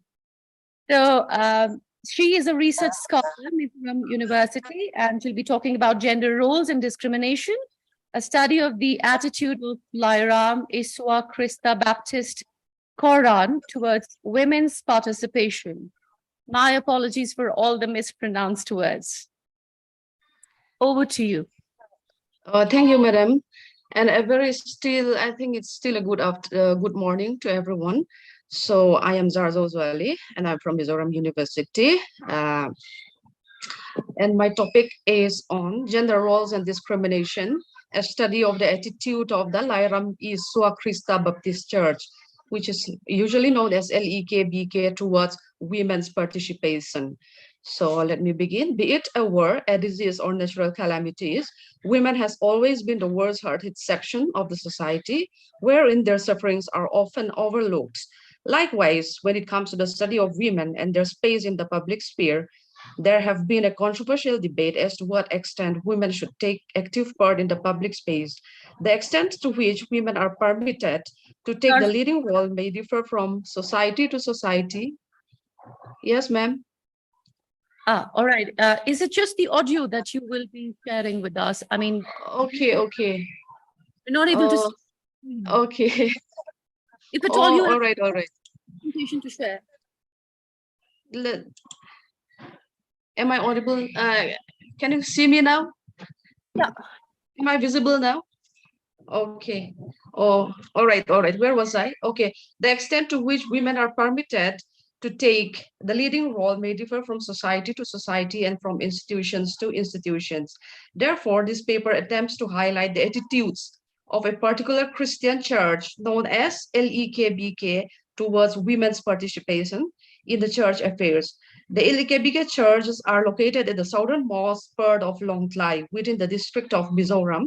In fact, Mizoram has become the 23rd state of India on 20th February 1987. The Lai ethnic tribe mainly settle within the Long Klai district of Mizoram. The Lai tribes have their own unique culture, and the LKBK church is one such church that has been taking up the pivotal role towards the preservation and promotion of the Lai culture. Besides preaching Christian doctrines, it is basically an ethnic-based church exclusively meant for the Lai tribes. In order to find out the attitudes of the church towards women's participation, a stratified sample amounting to 150 samples has been distributed. Interview schedule has been carried out towards 6 groups, namely the pastors, the church elders, the deacons, the youth wing, and the men's wing and the women's wing. The research concludes that men folk within the church still have several restrictions for women's participation, wherein women are still not seen as capable to be ordained as pastors and church elders in some churches, in spite of the fact that majority of the interviewers agreed that women has been playing the major role towards enhancements of the church treasury. In this way, this paper attempts to study the exact role and position of women in the public church and the attitudes of the men church members towards women by taking a case study of the LEKBK church.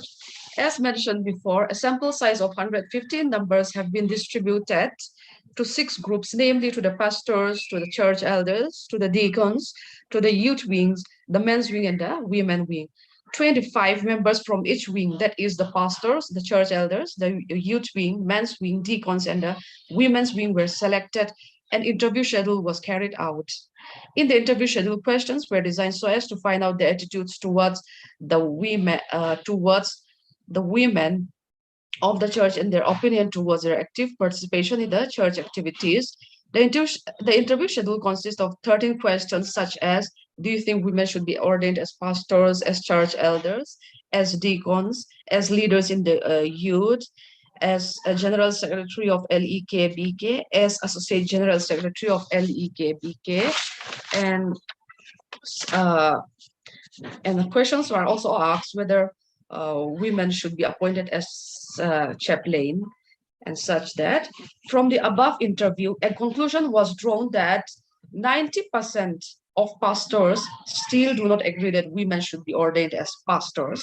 85 amongst the pastors did not still think that women should not be appointed as church elders.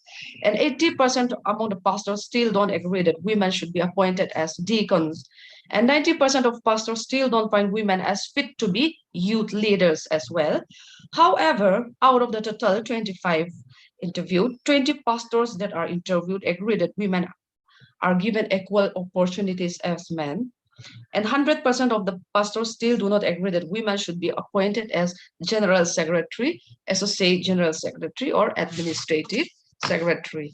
And also 50% of pastors agree that women may be appointed as chaplain. Surprisingly, 20 of the pastors out of 25 pastors interviewed agree that women are given equal opportunity as men regarding promotion in the church. All the interviewees agreed that women contribute the most to the church treasury.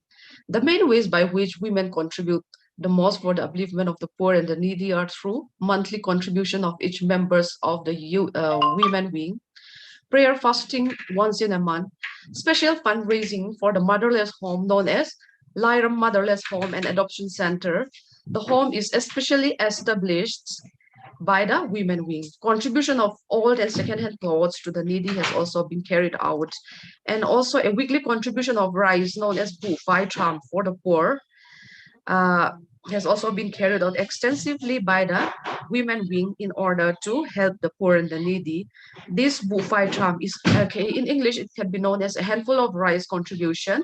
Whenever a woman cooks in the kitchen, she keeps a handful of rice separately for a week, and after she keeps it for 1 week, it was then collected by one of the church members that was assigned to collect the rice every week, every once in a week.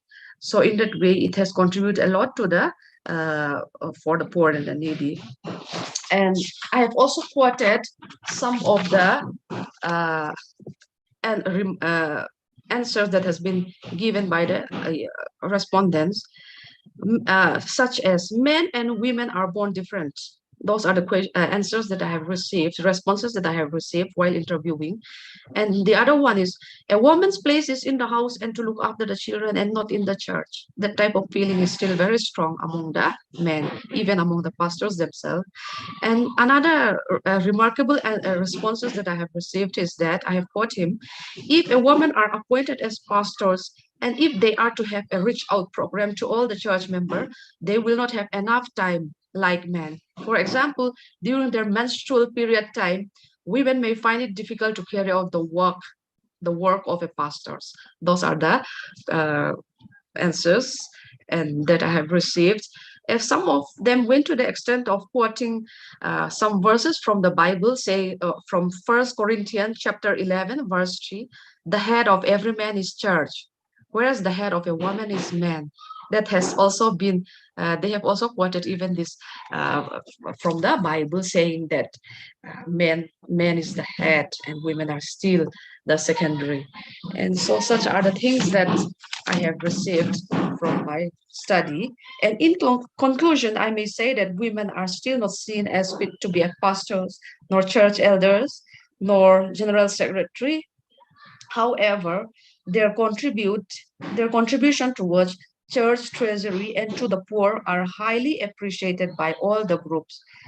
Therefore, they still have, the men folk in the church still have a very low opinion on women, despite the fact that they are the most hardworking among all the church members. That is all my presentation, and thank you.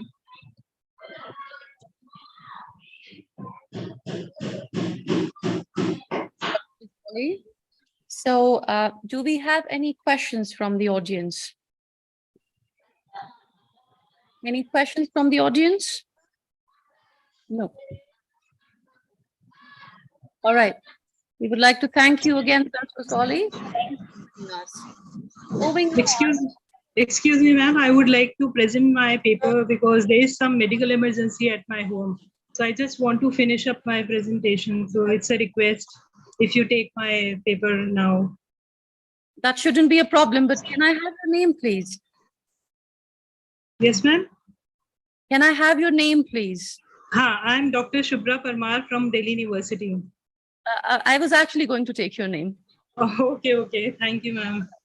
So we have with us Dr. Shubhra Parmar. She's a faculty member in Bhagini Nivedita College, University of Delhi. And she's going to talk about the protection of women from sexual harassment at Workplace Act 2013, implementation and challenges. So over to you, Dr. Shubhra. Okay, thank you so much, ma'am. Namaskar and good morning to everyone. Thank you for Honorable Chairperson, Dr. Rashmi Singh, Co-Chair, Rapporteur, Moderator, Organizer of the Cluster University, Srinagar, Jammu Kashmir, for giving me this wonderful opportunity to present my paper. I am Dr. Shubhra Parmar from Bhagini Nivedita College, University of Delhi. Warm welcome and greetings to all of you for my presentation on POSH Act, that is implementation and challenges. The aim of my presentation is to explore the main component, highlights, benefit of the POSH Act, which is also known as the protection of women from sexual harassment at the workplace, which is a very significant piece of legislation which seek to safeguard women in India against the sexual harassment. The POSH Act is a big step forward in ensuring that Indian women can work in the setting that is both safe and respectful. This presentation discusses and analyzes the issue, constraint, difficulties, and roadblock that still stand in a way of action even 10 years later.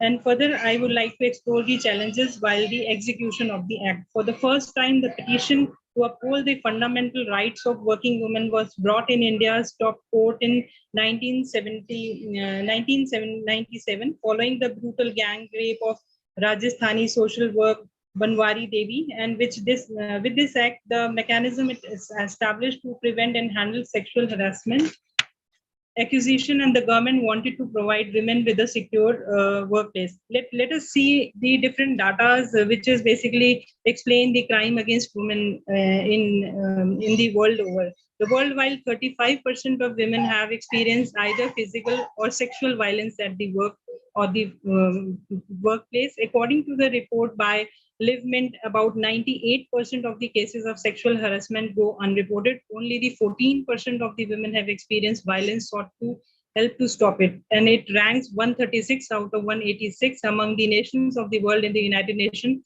Development Report's Gender Inequality Index. In India, more than 50% of the victims fell in the age category of 18 to 30 years.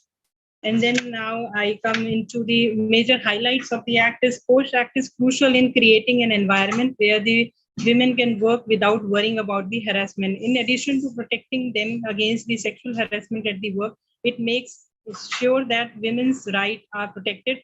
And the POSH Act is a crucial piece of legislation that has improved working conditions in India. A law known as POSH Act prohibits workplace sexual harassment. It was put into the place to provide a risk-free workplace for all the employees, regardless of the gender. And the Act established a legal framework to protect workers from any sexual harassment that may occur at the time. And it outlined the procedures to follow when filing a complaint, as well as obligation to the employer. Then this Act basically introduced different kind of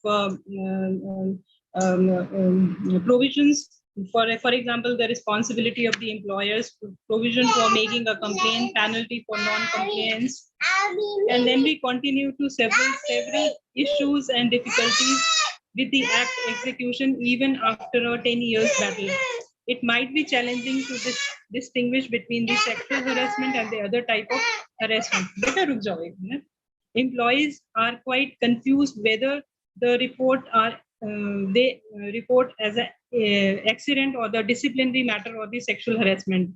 If they report the sexual harassment, then they worry about they may judge or shun or subject to retaliation, and additionally they won't want to come off to attention seeker of the victims. Then this power dynamics is really imbalanced, and women experience sexual harassment more frequently than males. The majority of women employed in the unorganized sector receive social benefit like paid maternity, sick leave, and health insurance, since they are not covered by the labor rules.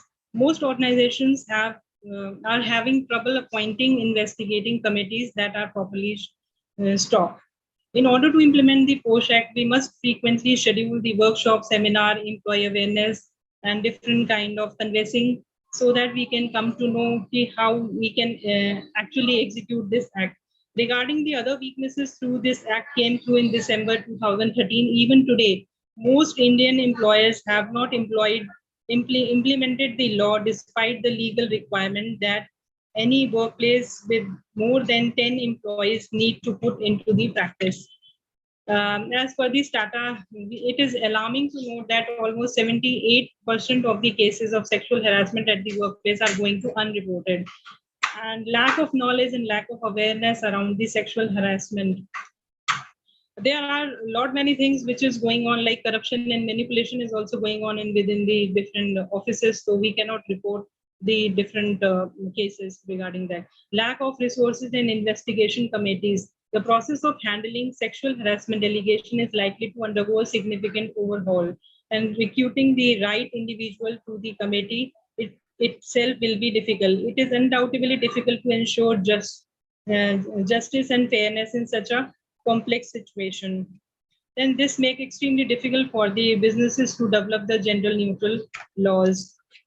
And it is further evident that neglect that there is no centralized database of the incident of the sexual harassment of the workplace, no government agency monitoring the law application. Access to legal system for reporting sexual harassment is challenging for women working in the unorganized economy. Nearly 95% of all the women employed in India are employed informally and either unaware of and have limited knowledge of the POSH Act. On the deeper level, it excludes trans women and queer women, while primarily appealing to the heterosexual and different kind of women.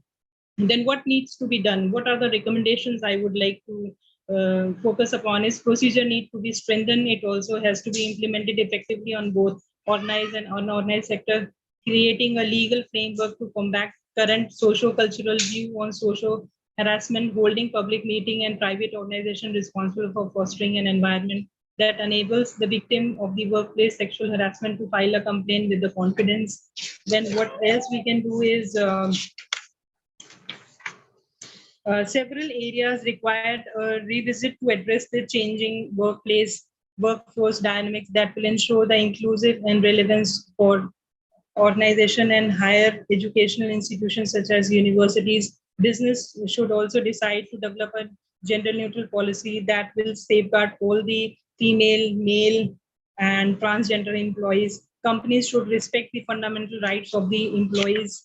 And in the conclusion, I would like to say 10 years after the sexual harassment of women at workplace came into force, the Supreme Court bench of India has said that there are serious lapses and uncertainties regarding this implementation. The sexual harassment of women in the workplace is a violation of human rights and dignity. It affects not only the individual, but also the organization and the society at large. The challenges of the POSH Act need to be addressed urgently by all stakeholders through collective efforts and action.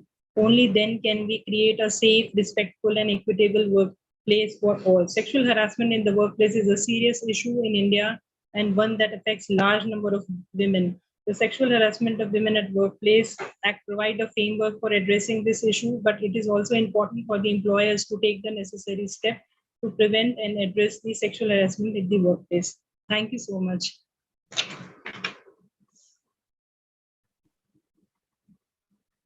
Thank you, Dr. Shubhra. You could have surely taken a moment to calm your kid down. I believe the audience is always kinder than we assume them to be.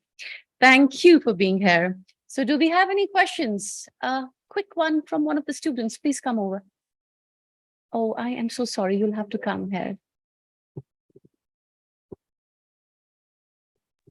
So Dr. Shubhra, one of our students wants to ask something. Okay. Please tell me your question. Good afternoon, ma'am. Good afternoon. Ma'am, my question is, don't you think that such acts can also be misused by women to malign a man's dignity? Yes, of course. In some of the cases we can find and we can see sometimes the women is actually manipulating the things, corruption is there. But for that, we need to have a very honest complaint committee, those who can judge the things very honestly, and a very disciplinary action can also take against that woman who is actually a culprit. So, for example, when what I have said is there is only women we can consider this is underprivileged or the marginalized or the sufferer. But in some of the cases, in some of the offices or maybe in some of the places, women can also women can also do the turn over the things, but the complaint committee has to see who is honest and who is dishonest. So according to that, one has to be honest, and we need to train our younger generation of our India or the worldwide to be honest to your workplace or your studies or your work, so that they can actually come out with the flying colors, and then they don't need any kind of manipulation or corruption. And we need to change the system actually, so that we can govern up with the clarity, govern up with the directness, govern up with the transparency in our institution, in our mind, in our heart. Then we can create a very beautiful place of the world to live in. Thank you, ma'am. Okay, thank you. Any other question? No, I believe. Thank you, Dr. Shubhra. Thank you, Nadia. Oh, we have a quick Okay. one. Stay for a while. Another one.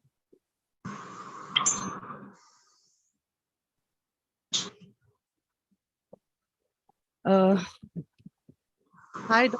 Shubhra. This is Insha from Central University of Kashmir. You did talk about organizations not having, not implementing POSH. Can you throw light on the sample organizations? Actually, when we talk about this POSH Act, when I have categorized two different fields. One is the organized sector, other one is the unorganized sector. So when we go for unorganized sector or the labor class or further in slum areas, these kind of POSH Act and the other registered companies. Registered company, basically they have all kind of POSH Act recommendation and suggestion and complaint committee. When we talk about the unorganized sector and slum areas and other things, the people are working.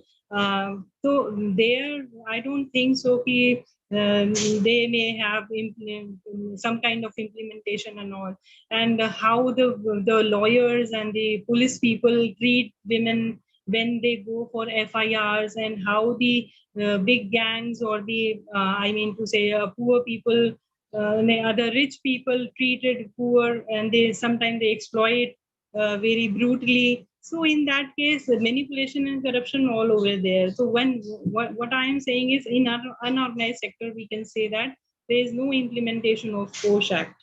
I hope you're aware. So we need to register all the companies. Yes, yes, ma'am.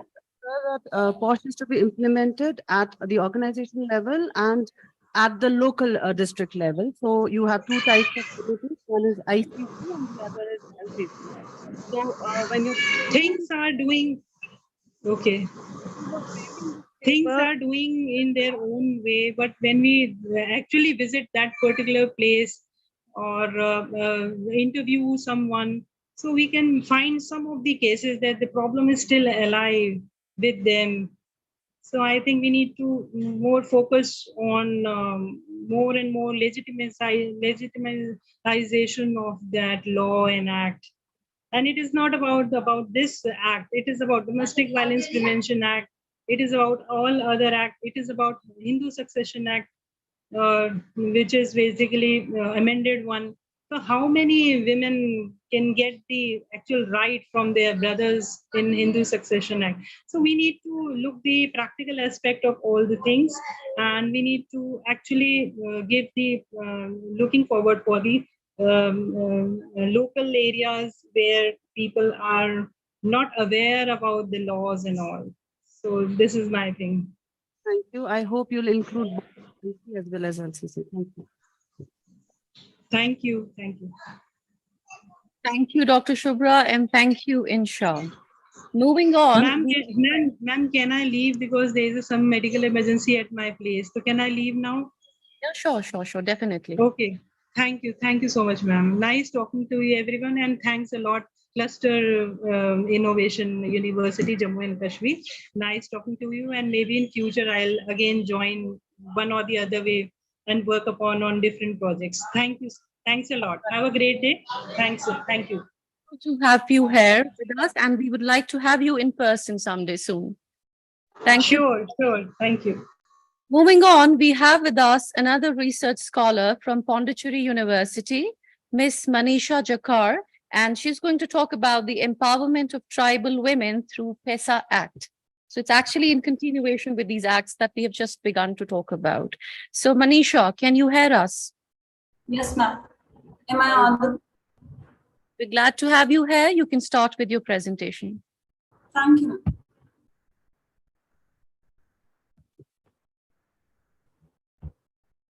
We're not able to see the screen yet.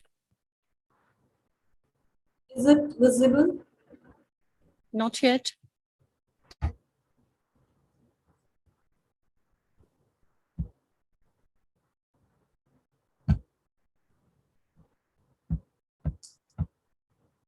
Just a minute. Sure, you can take your time, Manisha.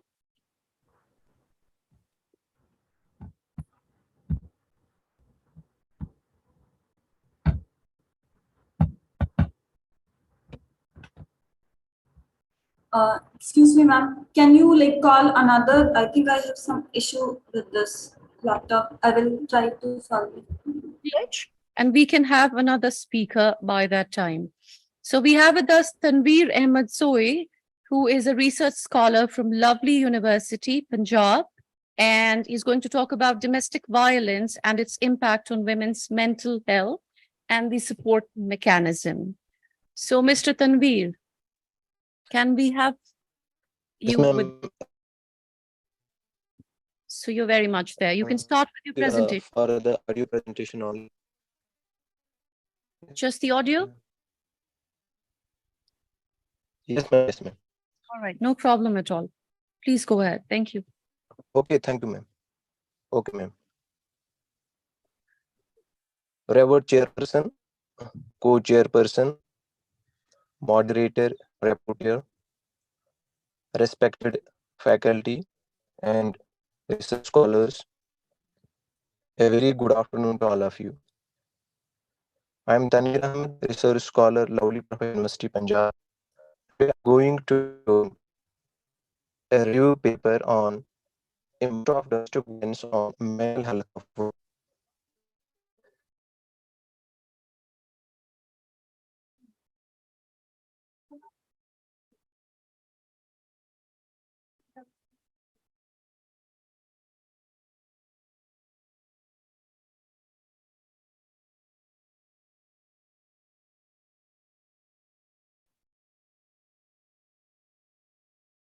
Tanveer, can you hear us?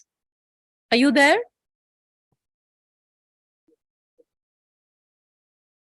It's been disconnected for some reason.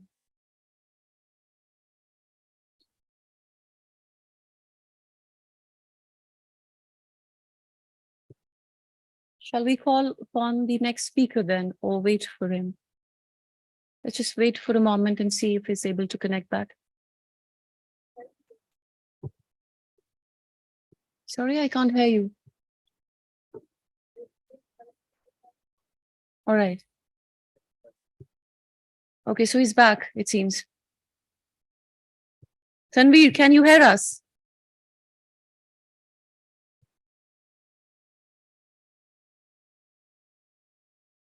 Tanveer, are you there? Hello, ma'am. Actually, there was some problem in the internet connection. I am audible now? Yeah, yeah. Yeah, oh, thank you, ma'am. Continue. So the topic of my presentation is impact of domestic violence on mental health of women. So far as violence against women is concerned, it continues to be an obstacle for achieving equality, development, peace, as well as fulfillment of women and girls' human rights. All in all, the promise of sustainable development goals to leave no one behind cannot be fulfilled without putting an end to violence against women and girls. Gender equality is not only a fundamental human right, but a necessary foundation for a peaceful, prosperous, and sustainable world. There has been progress over the last decades. More girls are going to school, fewer girls are forced into early marriage, more women are serving in parliament and positions of leadership, and laws are being reformed to advance gender equality. Despite these gains, many challenges remain. Discriminatory laws and social norms remain pervasive. Women continue to be underrepresented at all levels of political leadership. And 1 in 5 women and girls between the ages of 15 and 49 report experiencing physical or sexual violence by an intimate partner within a 12-month period. So women experience violence within private realms of their life, which is in fact a challenge to a sustainable goal of gender equality throughout the world. The World Health Organization report that globally the proportion of women who had ever experienced physical or sexual violence or both by an intimate partner ranged from 15% to 71%, with a majority between 29% and 62%. India's National Family Health Survey report of 2020, carried out in 29 states, states that a substantial proportion of married women have been physically or sexually abused by their husband at some time in their lives. The survey indicates that nationwide, 37.2% of the women experience violence after marriage. This figure stands at 25% in the United Kingdom and 28% in the United States. Even these alarming figures are likely to be significantly underestimated, given that violence within families continue to be a taboo subject in both industrialized and industrializing countries. So, gender-based violence or violence against women refers to violence directed against women due to expectations of their role in society or culture based on their gender. The Declaration on the Elimination of Violence Against Women, adopted by United Nations General Assembly in 1993, defines violence against women as any act of gender-based violence that results in or is likely to result in physical, sexual, or psychological harm or suffering to women, including threats of such acts, coercion, or arbitrary deprivation of liberty, whether occurring in public or in private life. So it encompasses but is not limited to physical, sexual, and psychological violence occurring in the family, including battering, sexual abuse of female children in the household, dowry related violence, marital rape, female genital mutilation, and other traditional practices harmful to women, non-spousal violence, and violence related to exploitation, physical, sexual, and psychological violence occurring within the general community, including rape, sexual abuse, sexual harassment, and intimidation at work, in educational institutions, and elsewhere, trafficking in women, and forced prostitution, and physical, sexual, and psychological violence perpetrated or condoned by the state wherever it occurs. So, women of all ages are victims of domestic violence. 22% of women living in least developed countries have been subjected to intimate partner violence, higher than the world average of 13%. Further, 38% of all murders of women are committed by male intimate partner violence. A report of WHO 2017. Violence against women is deep rooted in unjust and unequal power and gender relations, transcends social and economic boundaries, and affects women and girls of all socio-economic backgrounds. So, domestic violence against women arising due to multitude of factors in the era of globalization is a serious matter of social and academic discourse. Domestic violence, a social and legal concept that in the broad sense refers to any abuse, including physical, emotional, mental, sexual, or financial, between intimate partners, often living in the same household. Violence against women is a prominent public health problem and a violation of human rights, which impairs in particular women's right to life, to freedom from torture, and other cruel, inhumane, or degrading treatments or punishments, and to the highest attainable standards of physical and mental health. International and national guidelines and position statements recognize that violence against women is an important determinant of health for women and children and call for this prominent public health issue to be identified and addressed by the health services. So, violence against women in India and the global context. So, internationally, domestic violence against women is recognized as one of the most systematic and widespread human rights violation.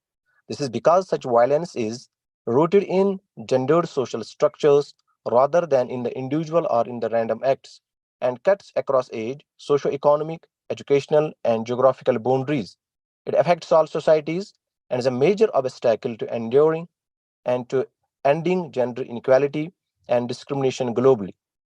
In international rankings, India's overall rate of reported lethal violence is low to mid level, far below societies such as Brazil, the Russian Federation, or South Africa. India's low rate of national violence, however, conceals its large absolute scale, with an annual average of 35,848 violent deaths of men and women between 2007 and 2012. From a gender perspective, these crime rates or the statistics provide merely a glimpse of violence against women. So far as the Union Territory of Jammu and Kashmir is concerned, violence against women in this very Union Territory has been increasing during the last few years also. Women of all religions, social class, and castes suffer from the domestic violence of one sort or the other.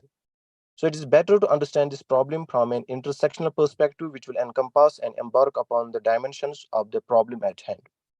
Jammu and Kashmir has registered an increase in the overall violence cases as well as crimes against women, as the National Crime Record Bureau of the Union Ministry of Home Affairs released the latest edition of its annual report, Crime in India, covering crime statistics for the year 2020 and 2021.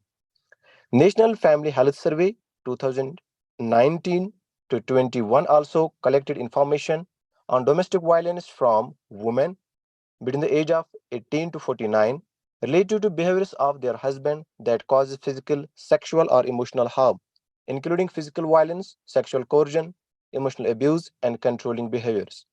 Information was also collected on violence during pregnancy and help-seeking behavior for any violence experienced by women. In Jammu and Kashmir, 10% of the women between the age of 18 to 49 have ever experienced physical violence and 3% have ever experienced sexual violence. 2% have experienced both physical and sexual violence. For ever married women who experienced physical violence since 15, the most common perpetrator was the current husband. So, if we look into the causes of this very problem, though domestic violence is more than abusive behavior and is rooted in the real or the perceived inequality and subordination of women, a number of factors continue to be precipitating causes. In the present study, alcoholism emerged as the most cause of domestic violence against women. It was noted in many other studies as well. In a study conducted in Kerala, India, almost half of the victims stated that alcoholic nature of the husband as a major cause for domestic violence. Other causes including not attending to household chores, not looking after the children, financial constraints, and the suspicion on the fidelity of the partner. The National Health Survey has also reported alcoholism, neglect of the household or the children, and disrespect of in-laws to be the main cause for wife beating. According to a survey of domestic violence in Canada, women who live with heavy drinkers were 5 times more likely to be assaulted by their partner than those who lived with the non-drinkers. Husband's relatives can also instigate why beating was another important observation in the study conducted by Kosal et al. This is a common phenomenon in India, where in addition to the intimate partner, other members of the family indulge in beating or prompt the husband to do so.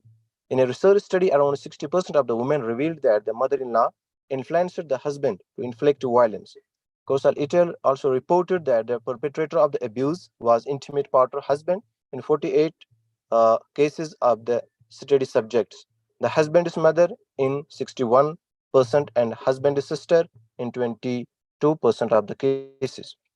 So now if we talk about the effects of domestic violence on the mental health, the violence against women has many physical and psychological health consequences that can last longer after the violence has ended.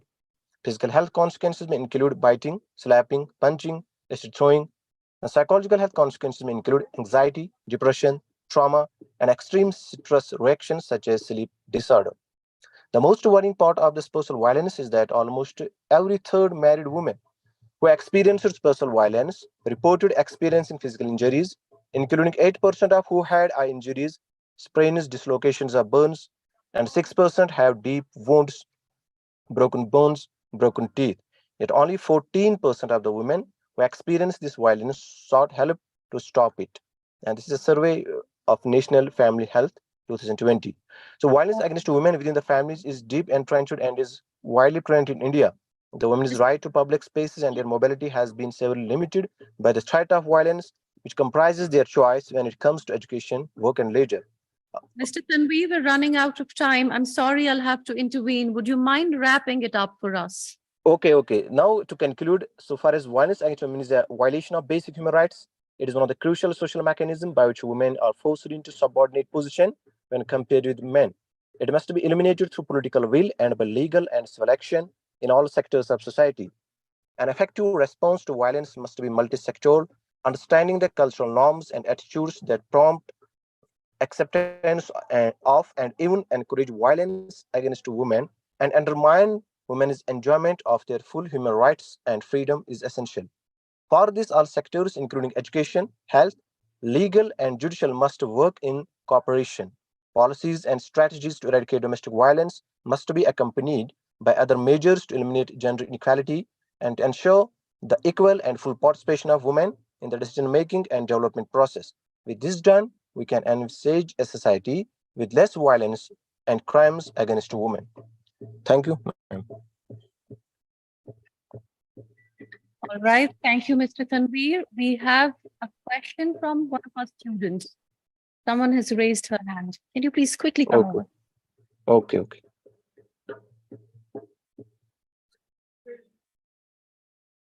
Introduce yourself and then. Myself, Shasta Mir. Actually, sir, I have a question from your Yes, paper. yes.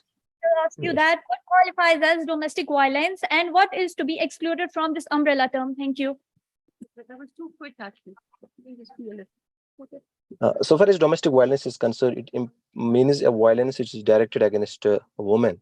It can be physical violence, it can be psychological violence, it can be economic, and it can be sexual violence as well. So there are a number of factors which are responsible or which are the underlying cause of this very problem. Like we have the social structure, we have the patriarchy, we have the norms, the values, the tradition, which at times push the woman in such a subordinate position that if she is experiencing violence in the very first place, she cannot say that I'm experiencing this type of violence. So she has to live in a sort of what we can say a culture of silence. And if she goes to, for example, seek help from the family, from the relatives, and in very rare cases, this thing has been substantiated by the National Health Family Survey in the recent study in 2020 in J&K, that only 4% of the women who are being abused, who are being subjected to violence or experience violence of any sort, only 4% of the women, they seek help from the government agencies like police and other agencies. Okay, sir. Thank you. Thank you. Thank you, Mr. Tanvir, and thank you, Shaista. So another speaker in line is Miss Alina Mir, who is pursuing her master's in international relations from the Department of War Studies, King's College, London. And she's going to talk about gender dimensions of armed conflict, analyzing women's experiences of sexual and gender-based violence in conflict-stricken Myanmar. Excuse you, ma'am. Excuse me. Yes, please. Ma'am, myself, Dr. Harpreet Kaur, have you included my name in the list? Yes, you're very much there. Okay, ma'am. Okay.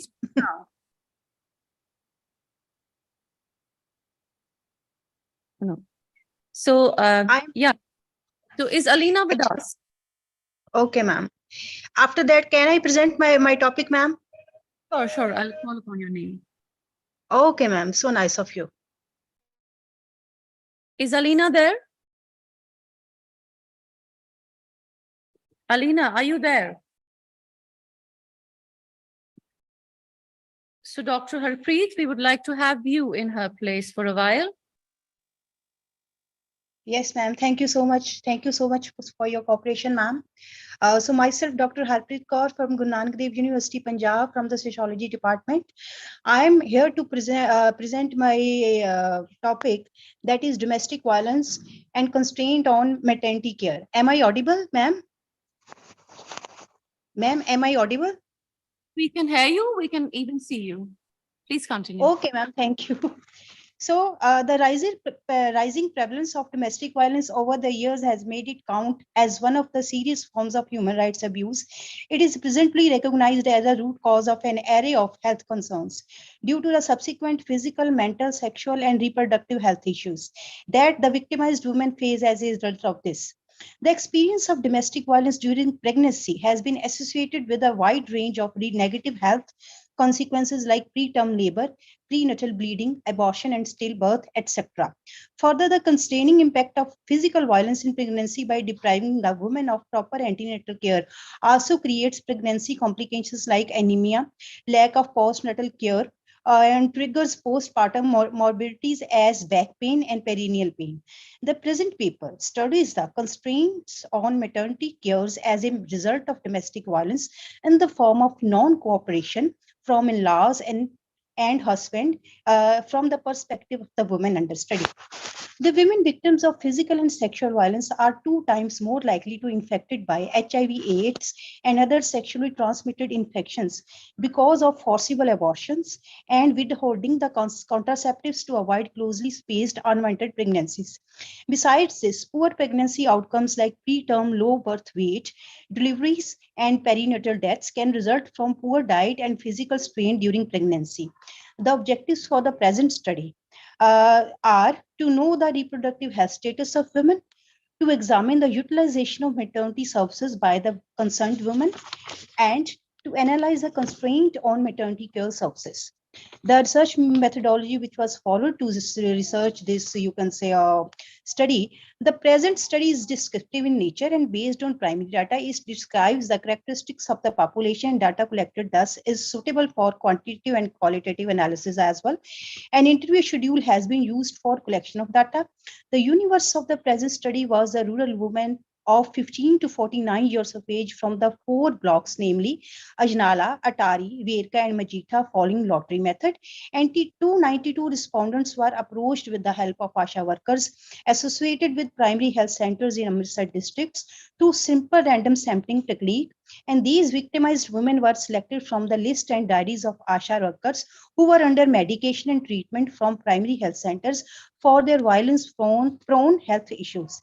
As far the findings of the studies are concerned, it was found that more than 50% of the women under study, that is 53.43% women, reported their reproductive health as unsatisfactory, as they had been facing number of reproductive health related problems like unwanted pregnancy, complications during pregnancy, unsafe abortion, STIs, and uterine infections due to the forced sex in interpersonal violence and having poor negotiations in spacing pregnancies and access to reproductive health care services. Further, they also reported the initiation of some gynecological problems. They had gynecological problems like breakthrough bleedings, breast swelling, nausea or upset stomach, bloating, missed period, mood swings, weight gain, and vaginal discharge after consuming contraceptive pills. And when they stopped taking pills, they suffered long-term menstrual disorders like irregular periods, menstrual cramps, acne, and ovarian cyst. So as out of the total sample of the respondents, 292, in the present study, 156 respondents reported non-satisfactory reproductive health status. Among them, 117 had experienced pregnancy wastages in the form of stillbirth, abortion, and miscarriage due to physical torture during pregnancy by the husbands or other family members. Due to interpersonal violence in the form of forced sex by the husband during gestation, 8.54% of women had undergone miscarriage, 11.9% experienced abortion, and 4.27 ladies encountered stillbirths. Other 14.52% and 3.43% respondents were forcibly gone through termination of a fetus as sex-selective abortion by taking abortion kits or through dye at home or by nurses at private clinic. It was intended by in-laws out of son preference and economic burden of affording the spending on multiple pregnancies. And 7.69% respondent experienced spontaneous abortions due to the fragility of closely spaced pregnancies. Physical weakness resulted from untreated physical conditions due to lack of proper medicine and treatment. And some of the respondents, they had suffered prenatal and neonatal losses on account of their non-utilization of specific health sources. Conclusively, the majority of the respondents suffered the trauma of pregnancy wastage due to the physical violence by their husband and in-laws. Further, the constraining impact of physical abuse in pregnancy by depriving the women of proper antenatal care also creates pregnancy complications like anemia and stillbirths, and lack of postnatal care by abused women triggered postpartum morbidities like back pain and perineal pain. Now the question arises: did they properly avail the utilization of antenatal and postnatal care? So postnatal care, first of all, I clear what is that. It is a pregnancy care to ensure a healthy pregnancy, labor and delivery for infant and woman.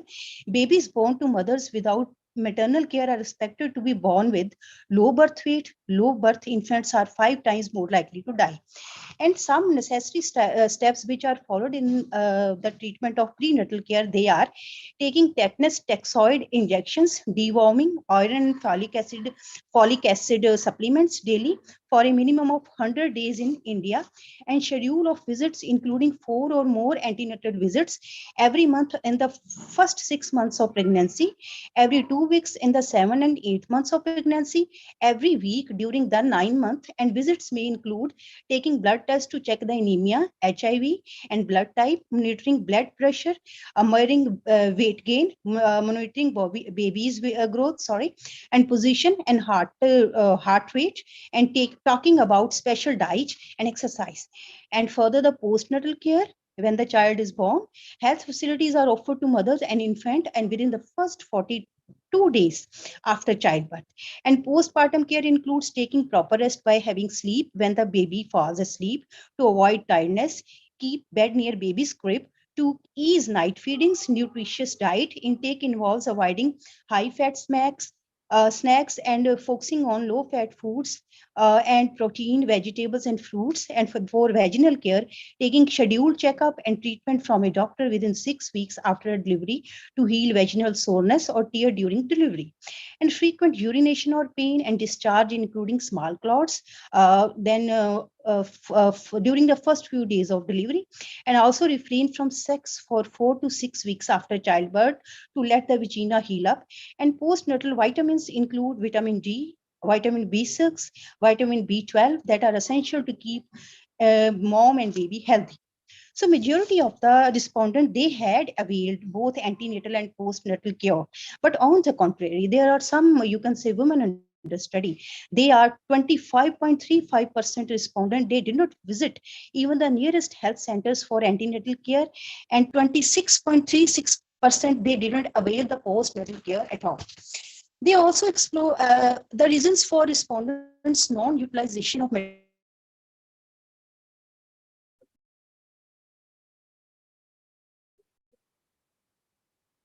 include forced sex determination test to know the sex of the fetus. The women who were carrying female fetuses were denied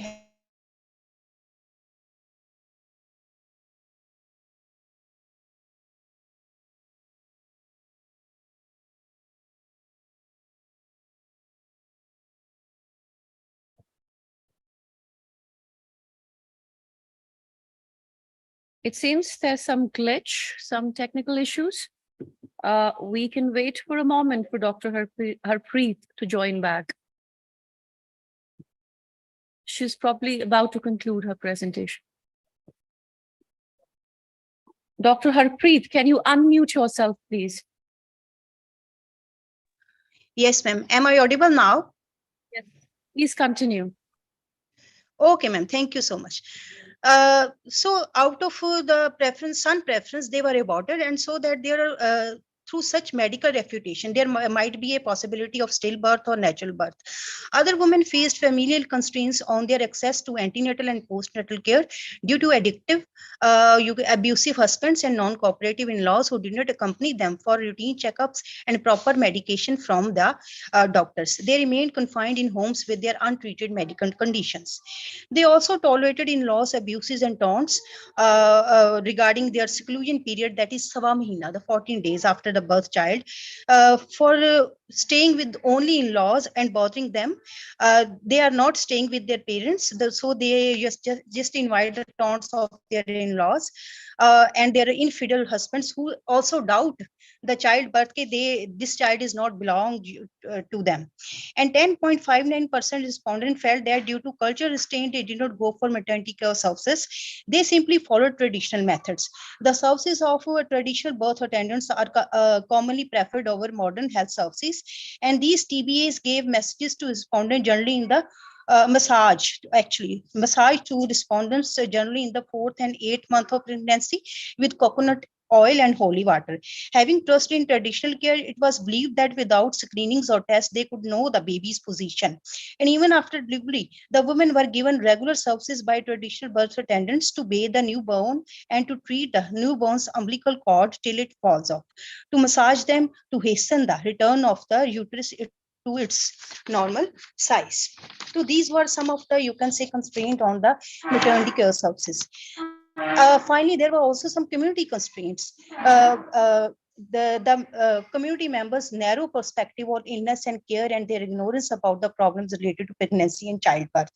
Lack of awareness regarding the pregnancy care health services reflected in the response of 15.89% of respondents whose uptake of prenatal and postnatal care were hindered because of some community members in the form of neighbors, relatives, friends. They had the perception that skilled health care was required only if some obstetric complications occurred. There was no need of routine checkup by the doctors. Meanwhile, the traditional birth attendants were easier to approach than hospitals due to affordability, availability, and accessibility. And the majority of the respondents faced filial constraints for pregnancy care, bearing the non-cooperative behavior of in-laws who believe that the women do not deserve maternity care at all. And finally, to conclude, there are some recommendations I have given in my study. The study found that women are not aware of their rights. They think that if they will oppose the domestic violence, they will be left alone in the society. They think that being a woman, they have no rights and other support system other than their husband and in-laws. Thus, it is of great importance to educate women about their rights and should be made to understand their existence is as important as that of their male counterparts.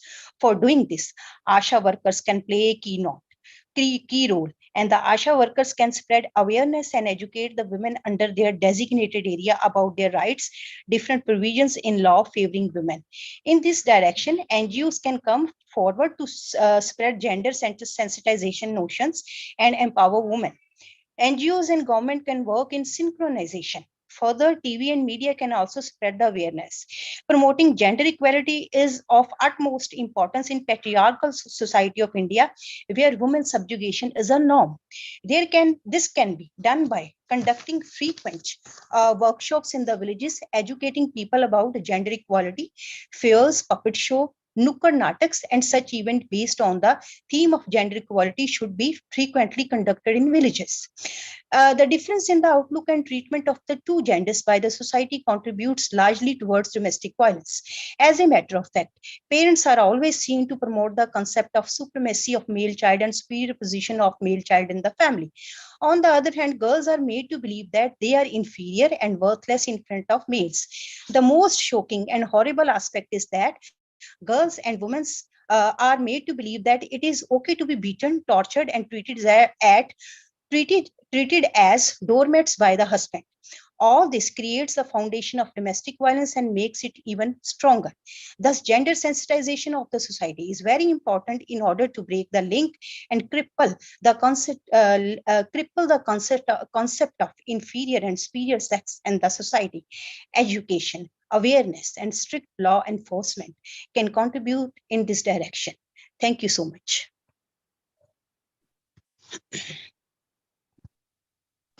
Thank you, Dr. Harpreet.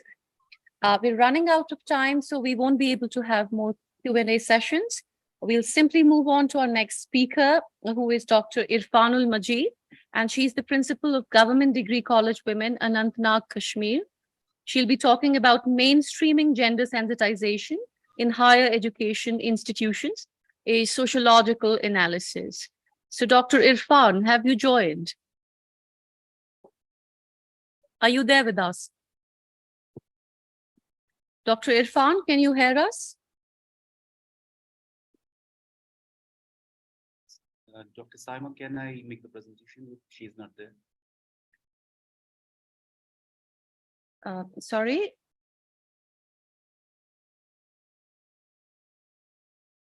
All right, so we will move on to the other speaker by the time Dr. Irfan Ul Majid joins us. Okay, so we have with us Dr. Khalid Wasim Hassan from Central University, Kashmir, and he's going to talk about gender and law, critical evaluation of Kashmiri women, access to legal institutions. Dr. Khalid, are you there? Yeah. All right, good luck. Please go ahead.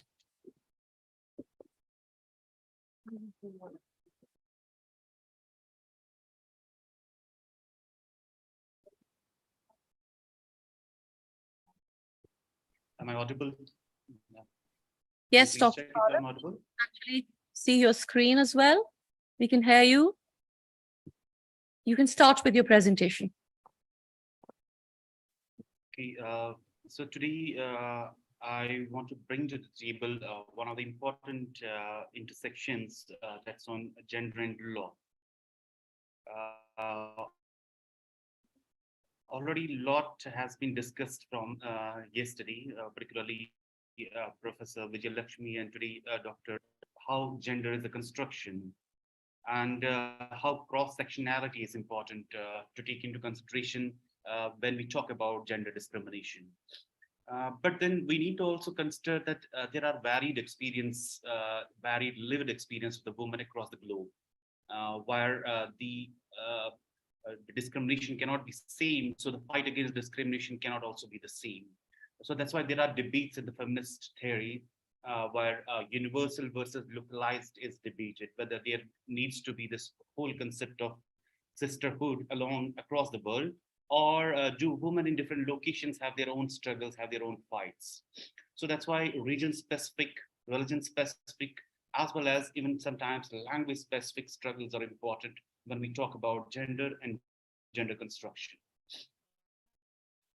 So today I'm talking about how there is an intersection of the law.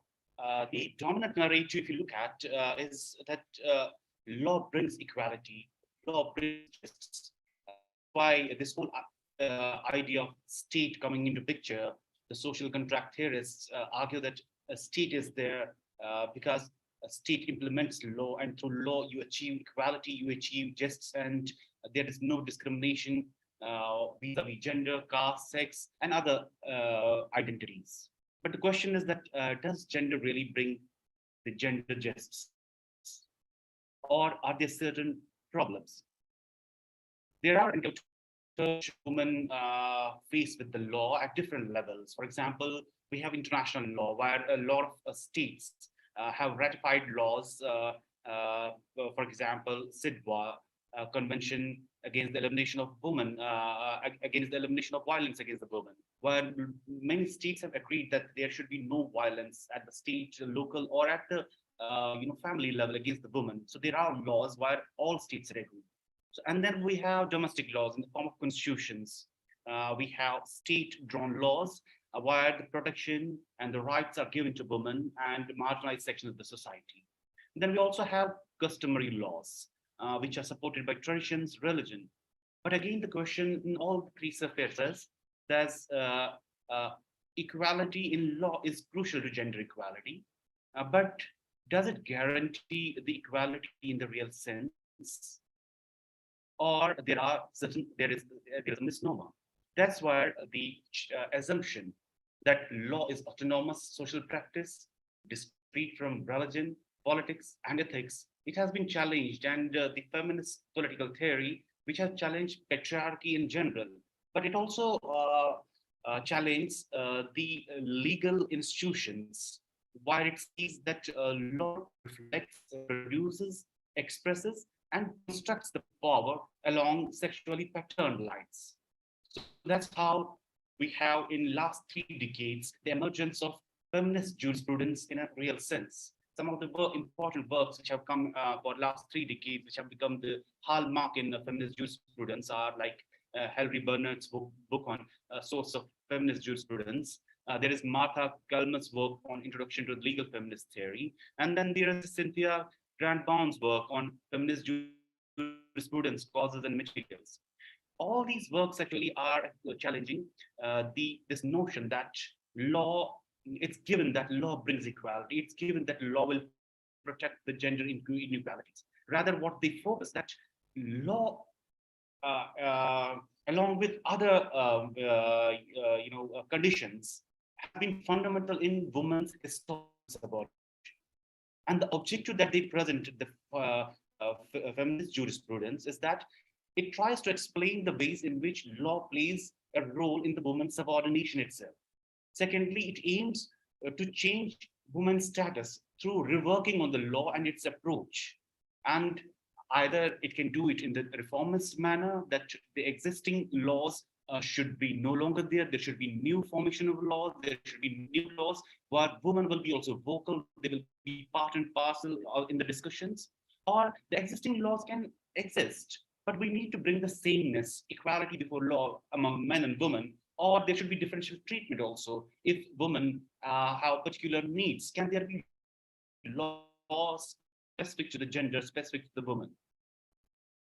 In broadly, the identification of the problems which the feminist jurisprudence brings is that there is a problem in the formation of the law itself, in the writing of the law. Are women included in the discussions during the formation of law? There have been certain good examples. Even there is a recent book on the women in the Constitutional Assembly debates of India, where some of the women, there were only 15 women who participated in the Constitutional Assembly debates, and out of these, only 2 were vocal in, discussing. Hats off to them that they have actually talked some of the important things. But in most of the cases, women are not part and parcel of formation of the laws, writing of laws, and the need-specific laws. Then there is another problem, that is the interpretation. How the laws, if the laws are specific, they are given, how these are interpreted, how the legal experts or the judiciary or the parliamentarians, how do they interpret the existing law? Is there a male bias in the interpretation of the law itself? And lastly is the implementation, how the existing law is implemented. Is it implemented while during the implementation, does it carry still the male bias? If we come to South Asian context, these 3 problems are identified. Plus, there is also the question which the feminist legal scholars have raised, that we do not have the representation in legal and judiciary. Still, if you look at the data, the number of in judiciary as well as in the law as lawyers are less. Although we have a number of women who are in law schools, graduates from the law schools, but how many of them end up in the practicing law? So that there is a gap there, that we do not have a representation. Secondly, the sexism that operates in the legal system. And it operates in the form of the language also. You have so many cases, number of cases, say a Roop Karwar case of Sati, or Balwari Devi case, gang rape case, or Shahbanu case, or there are n number of cases which have come recently vis-a-vis LGBT rights, where the senior judges have actually spoken and used the language which are sexist in nature, and in the grab of culture and in the grab of traditions. They actually, looped women and use the sexist terminology while giving the orders or while giving the judgments. That's also one of the problems while they look into the gender and law in the South Asian context. Here, I also want to bring to notice the language, which plays an important role. The way language is used. For example, in a lot of cases of sexual violence against women, the official legal language that's used in the courts or in the court orders, in the judgments, is that the modesty of women is violated. It's very much problematic, this kind of a language. So that means, you're actually terming the real criminal violence that has happened, but you are trying to use the suffix of modesty with And there was a case, classical case in 1994 in UP, when a sex worker was raped in a police station by the policeman. And the last judgment that came was that she is a sex worker, and hence she doesn't have a modesty, and hence she cannot be raped. So these kind of cases, even if you look at the Banwari Devi case, gang rape, the whole dimension of the caste, that upper caste men cannot touch the lower caste woman, and hence rape was disproved. It took long journey for Banwari Devi as a moment to attain the justice. But there are a number of cases where you would find that language plays an important part in actually discriminating the women in the legal system. Now, if we take as the empirical case that I'm working on, this is one of the parts of the broader research that is on. It's based on some of the outputs of this feedbacks are from pilot studies of a work in progress. If we talk about the Kashmir Valley, Kashmiri Muslim women, there is an intersectionality of religion there. There is an intersectionality. The Kashmiri Muslim woman is not a monolith in terms of the region, urban-rural divide, in terms of the religion, in terms of class. There is a distinction, different experiences that women face. And living in Kashmir Valley has one more intersectionality that needs to be talked about, is that apart from the legality from the constitution, there are also extra legal judiciary that's operating in the conflict hit area of Kashmir from last 3 decades. That makes the experiences, lived experiences of the woman totally different from the other parts. That has to be taken into consideration when we talk about gender and law, specifically in Kashmir. So here, like many other parts of South Asia, Kashmiri Muslim women also, face a lot of problems that we need to encounter the legal institutions. And one of them is domestic violence. There are a number of cases, and from last few years, domestic violence cases are on rise. At least that those which are reported. I'm sure that there are cases which are not reported, and where the legal course of action is not taken.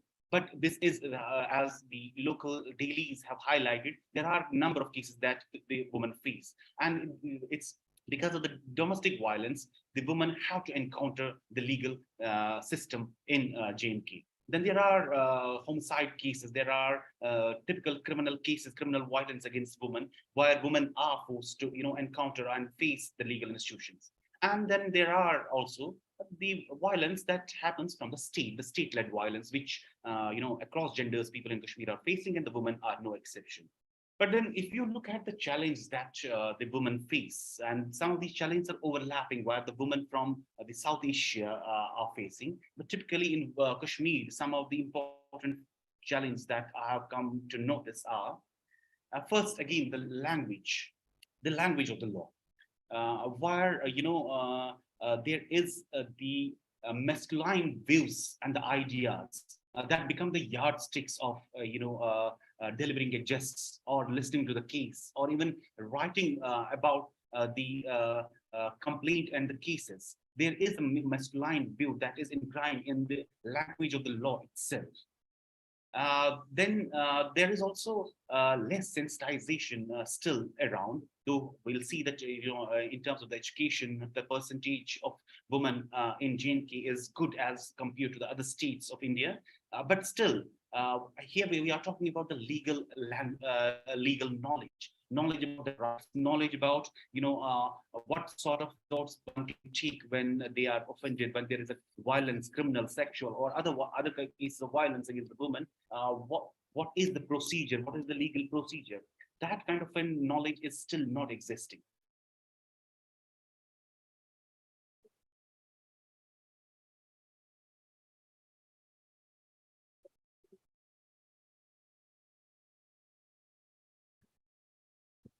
College and school constitutional rights, but legal language, the legal rights are not described there. There is also the problem if you look around the lower and the high courts in the different districts in Kashmir Valley, the unavailability of the female lawyers and the judges. Here, I'm not saying that the male representatives, male lawyers cannot be, gender sensitive. But it makes a difference when you have the women lawyers present in the court premises or in the courts, where they can listen to you, understand you more than what the other gender can. There are also the financial implications. The going to the court or the proceeding towards this the court is not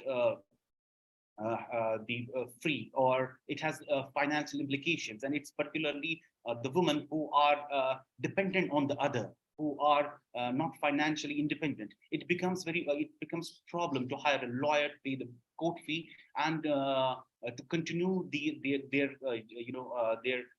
struggle for the justice in the courts because of financial implications. One more important, which is from the sociological point of view, the stereotyping that happens. If you are a woman who is encountering the court or going to the court, that means in the public space. So your private space, home, is considered as your safe space, and the outside the home, which include market, which include even the courts, that is the public space. And going to the public space in a traditional conventional way was not a place considered a place for what we in Kashmiri term as asal zanan, or the woman who will not go out. So this stereotyping is also becoming one of the impediments of women in approaching the court of law or on going to the courts. Last but not the least, there are efforts done by the state from last few years. There are district legal services, and there are efforts where the lawyers as well as legal experts have been appointed in different districts, where they have public engagement, while they talk about the rights, where they help people. Or there is also support given to the women who face domestic violence. There are separate cyber cells, or there are separate police stations where they can report, and there is a legal help that is needed. But it also it's bit selective, where if the state institutions are involved in the violence, then there is no recourse, there is no support from the state itself. And then there is also the lack of support from your own community. Though a lot of organizations at the mohalla level or at the community level are being formed for helping the marginalized among your society. But there have been no communities formed which can actually come for the rescue in terms of the legal guidance. Yes, there are a lot of religious,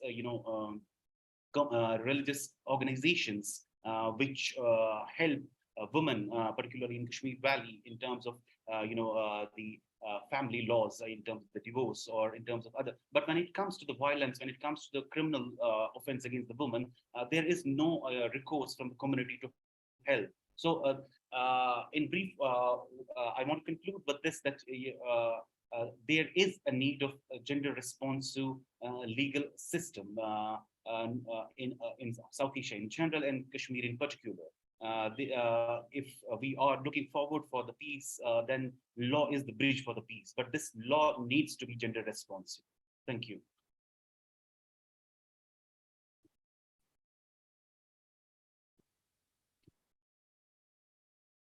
Thank you, Dr. Khalid.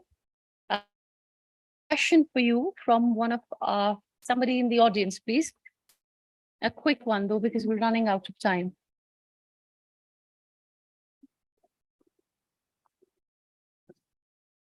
Good afternoon, Wasim sir. I just have a question that what I understood is that you are talking about gender sensitized. The language of law or the legal discourse needs to be sensitized with respect to gender. So, but I have a question about procedural legal justice and social justice. So we do understand a difference between the two. Legal justice conventionally or theoretically stands at a difference or at a distance in its praxis from social justice. So do you think that by sensitizing the legal language, the legal discourse, or the law in itself would somehow lead to the ends of social justice? Thank you. Thank you for this very important question. Legality operates within the context. So there cannot be any form of justice unless there is the notion of social justice exists. Even if you look at what Dr. B.R. Ambedkar says, that unless you have the social justice in the society, you cannot, ask for the political or the legal justice. So legality operates within the society. So there is the nexus. There is a close network between the two. One cannot operate except the other. So they both have to be taken into consideration. And the law has to emerge from the social norms, the society. There is a reformation, there is an introspection needed at the both levels, where the society is also gender sensitive, and then the law also becomes gender sensitive. But I will still, take a stand that as of now, there are loopholes in the legal system as far as gender is concerned, and I will take you and offer you a lot of examples in last few years where you look at the judgments, where you look at the language that have been used in the court of law, which are not at all gender sensitive. Thank you.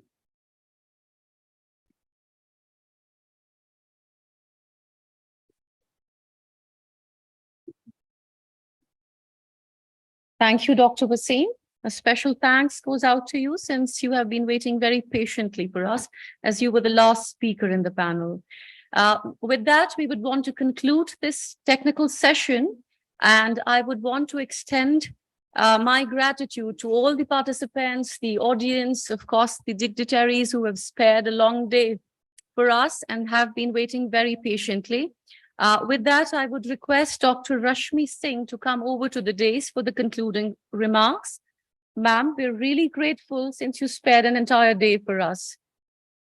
All right, a round of applause, please.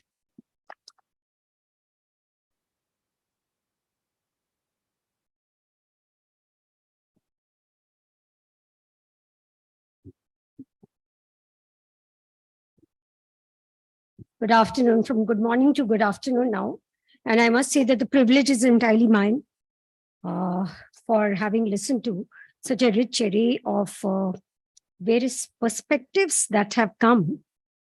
And I'm happy to see that the Vice Chancellor is also here.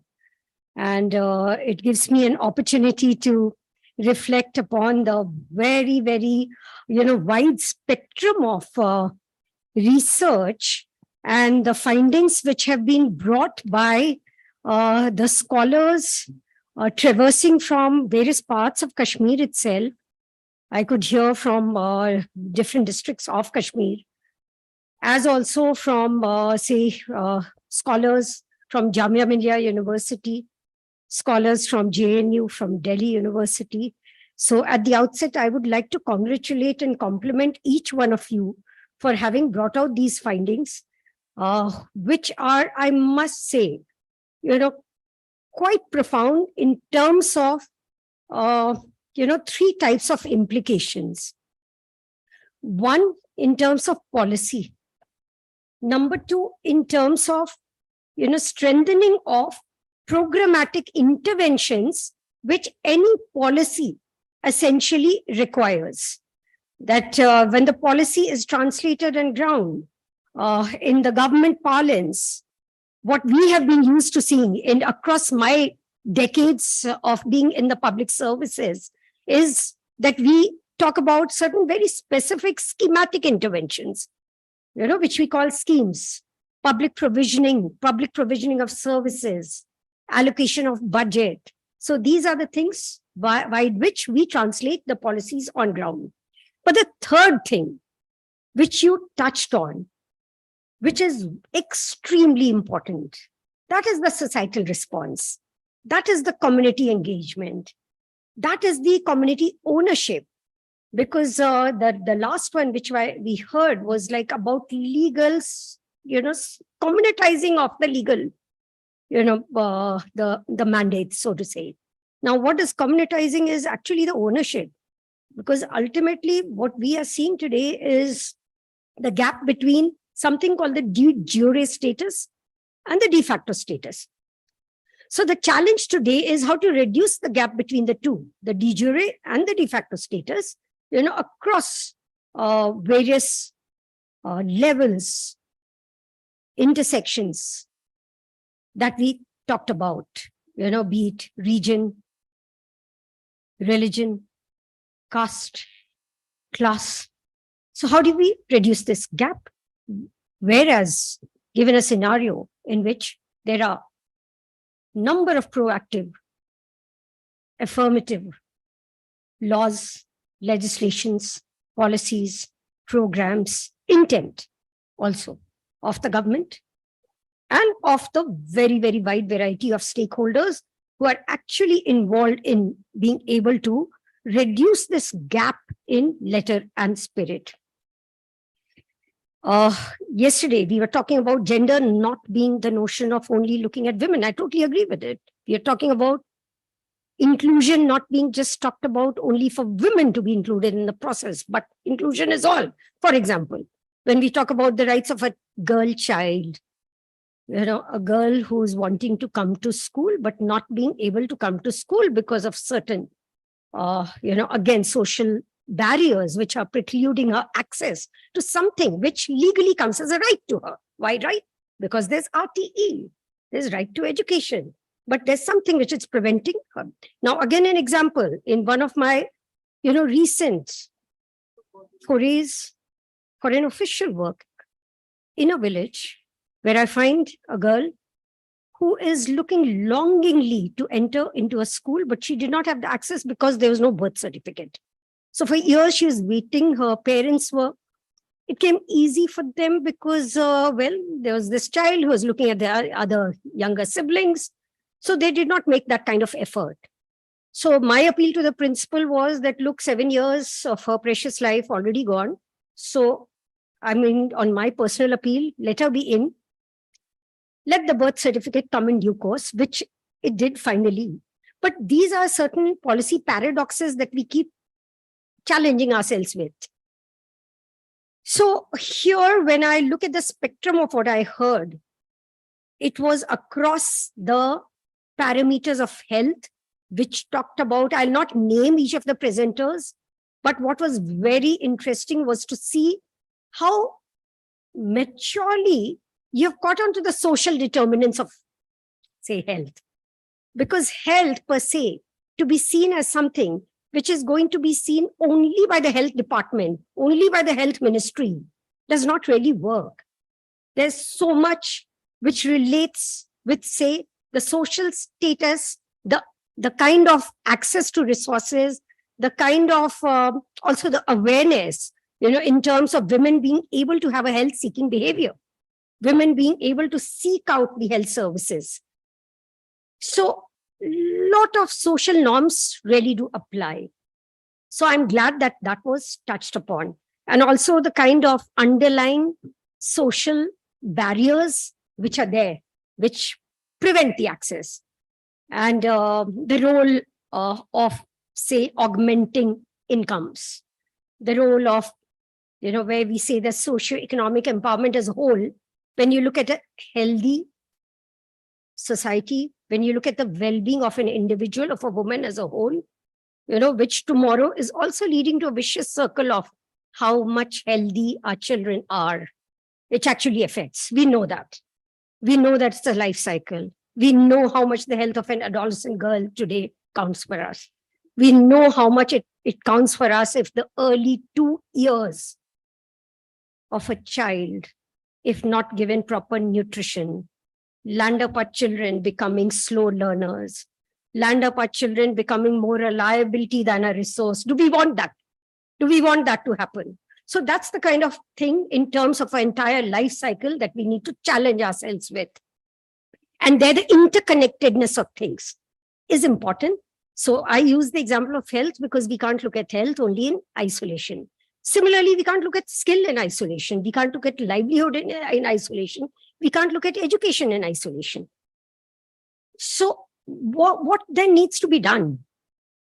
I think it is really important that all the institutions which today are working in their own kind of silos, in their own spaces, which at times we use the term development silos. They need to bridge the gap. The institutions need to collaborate. And today here I am, probably not as a typical mandate of the work that I'm doing for augmenting revenue for the government here, for augmenting GST for the government here. So why should I be sitting here in an academic institution? But the fact is, I do understand the value that revenue, what are we doing? I mean, why augment the revenue at all if it is not going for a particular purpose, which is the purpose of development? So somewhere there's an interlink that I form, that I have to have a better spurt of revenue borne by the conviction that it is going into the development and growth of not just nation as an abstract concept, but the people that we are made of. For a girl that I talked about, for her right to go to school, for a woman that, we talked about maternal health, we talked about maternal care, many of the research. I'm so glad that you talked about all these antenatal, postnatal care, the importance of that, and the role of institutions, the role of ASHA. So we know what the resources are here for. So if I'm here, telling myself that, well, if I'm in charge of a particular taxation where we are looking at augmenting resources, the resources are going for a particular end.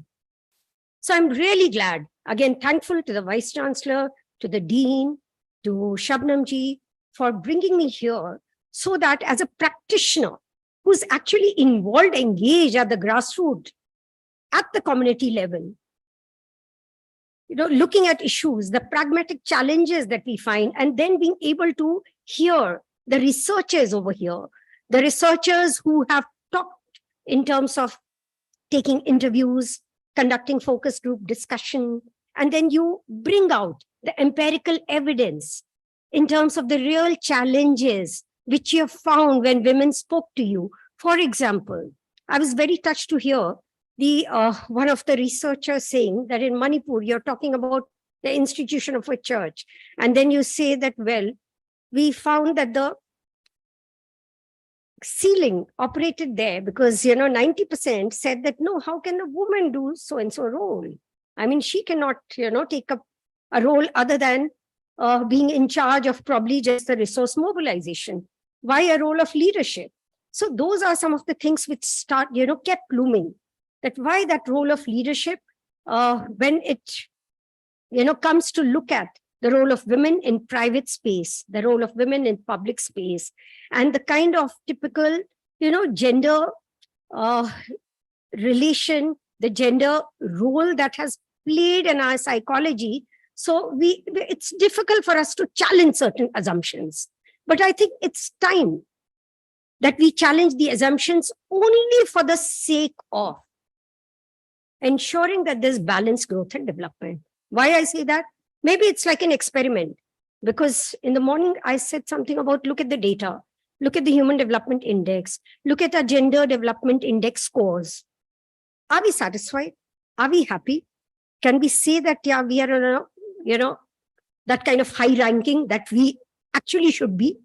No, globally, if we compare, we do feel that we need to do more to climb up those ranks. Now, how to do that? Whether it is the Millennium Development Goals earlier, whether it is the Sustainable Development Goals now, which talk about reducing hunger, reducing malnutrition, addressing poverty, addressing illiteracy, improving women work participation, improving economic opportunities as a whole. So all the goals that are called, say, the development goals, somewhere down the line, I think gender becomes one of the core concerns. Why? Because development, unless balanced, unless full potential of each human resource is taken, so probably we are not being able to utilize our resources as a whole. So why I say that it's an imperative, if we have to translate our development into human development, and that to go on a very high ranking of human development. So everybody has to contribute to ensure that our resources are fully utilized. And I mean the resources of each girl child, what she is capable of, the resources of every woman, what she's capable of in terms of being a productive community, in terms of a productive engagement, and not being seen as a recipient of welfare. So today, we know that times are changing into just being seen as recipients of welfare to a very active role as active agents in the entire process of development and growth. And that is what will lead us towards seeing leaps and bounds in terms of the pace that we require for the heightened pace of growth and development that I talked about for any region, for any community, for any society. And that heightened pace of growth and development, I would like to end here by saying it is something which requires well-being of all. And that well-being is something which requires not just a physical well-being, but also an emotional well-being, also a psychological well-being. When it is a question of feeling, actually, that feeling of belonging, that feeling of being productive, the feeling of being cared for, and the feeling of being able to care for, the feeling of being able to contribute more. So it's that kind of well-being that I'm talking about. So when we are ending now, as a takeaways, we look at the accountability of all institutions, which you talked about in your research. Accountability of educational institution, accountability of our legal mechanism, accountability of our local bodies, our public, the media, so to say, accountability of family as an institution. All of these are institutions, but all these institutions somewhere are accountable now to make sure that no one is left behind in that march towards growth, peace, development. Thank you.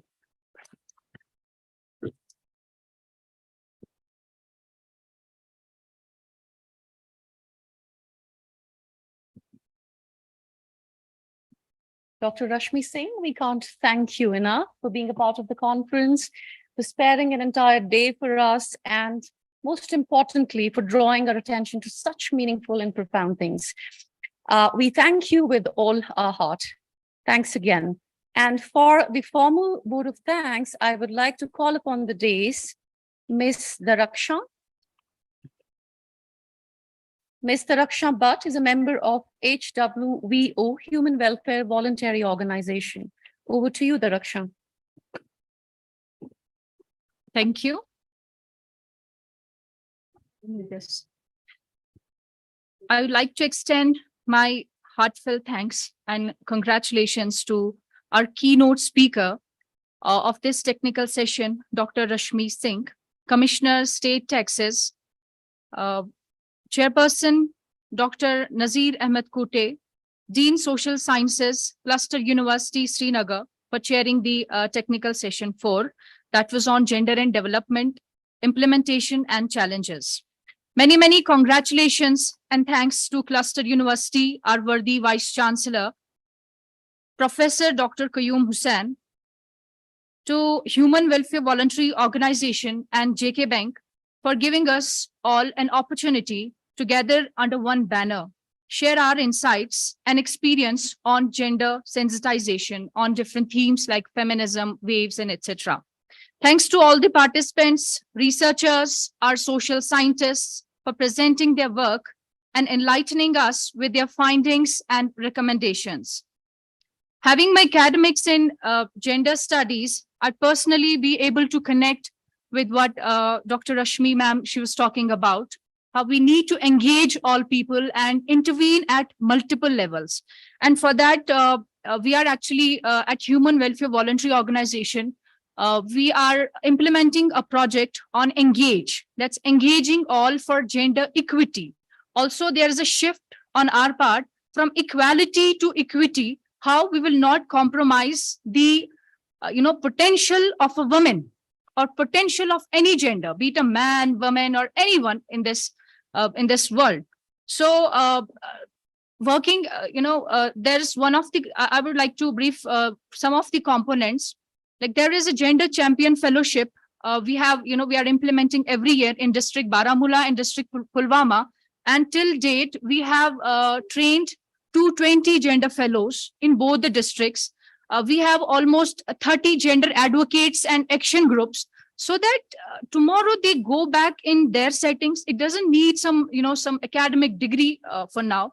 They go back to their academic settings and we train them, and we are actually able to build those gender lenses so that they see things from the critical perspectives. They start to question. They start to question what has been normalized since ages. And the major problem with us, with our society, and I would like to mention it also, that gender, it's very intersectional, it's very multidimensional, and it needs to be understood from our cultural perspective also, from the context of Kashmir, feminism from the context of Kashmir, even, all these different, and how you can sensitize people here and how it's implemented in different parts of the country or in the world.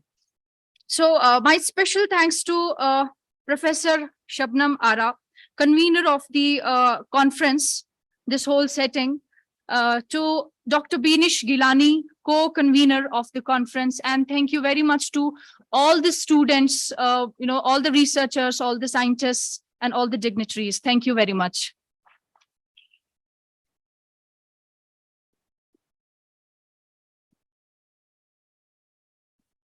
Thank you, Mr. Raksha. I would like to take a moment to thank some of our dignitaries who have joined us now. So we have with us Professor Qayyum Hussain, who's the Vice Chancellor, Cluster University. We also have with us Professor Mushtaq Ahmed Lone, Dean Academic Affairs, and the Controller Examination, Mr. Khurshid Ahmed Mir, Dr. Nasir Ahmed, Dean Sciences, Dr. Munir, Dean Education, and our very own and very lovely Dr. Diva Sarmad, Dean Humanities and Liberal Arts. Thank you so very much for joining us and being a part of this conference. Sir, with that, we will start the felicitation part. We're going to felicitate Dr. Rashmi Singh and Mr. The Dean Social Sciences, Professor Nazir Ahmed Kute. Can you please join us on the stage? And for the felicitation part, we would request Professor Qayyum Hussain to just come over to the stage, along with Professor Mushtaq Ahmed Lone.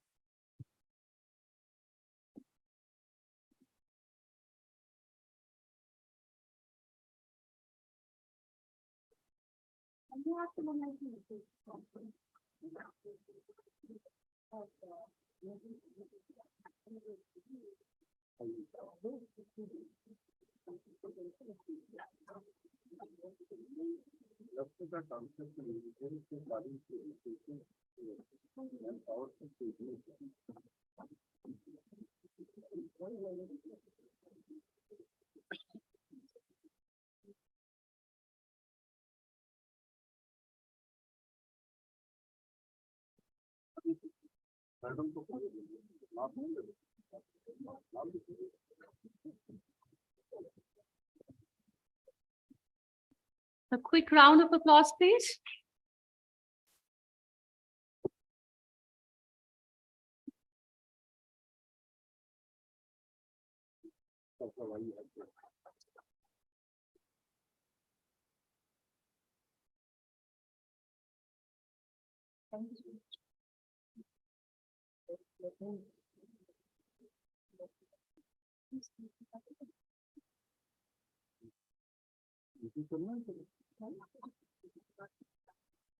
Thank you so very much, all of you.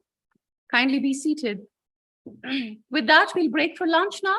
There is an announcement that I have to make for the students. They have probably collected their lunch coupons, so they can collect their lunch packs from the conference hall. So they're outside the conference hall. Thank you so very much. We'll see you in a while.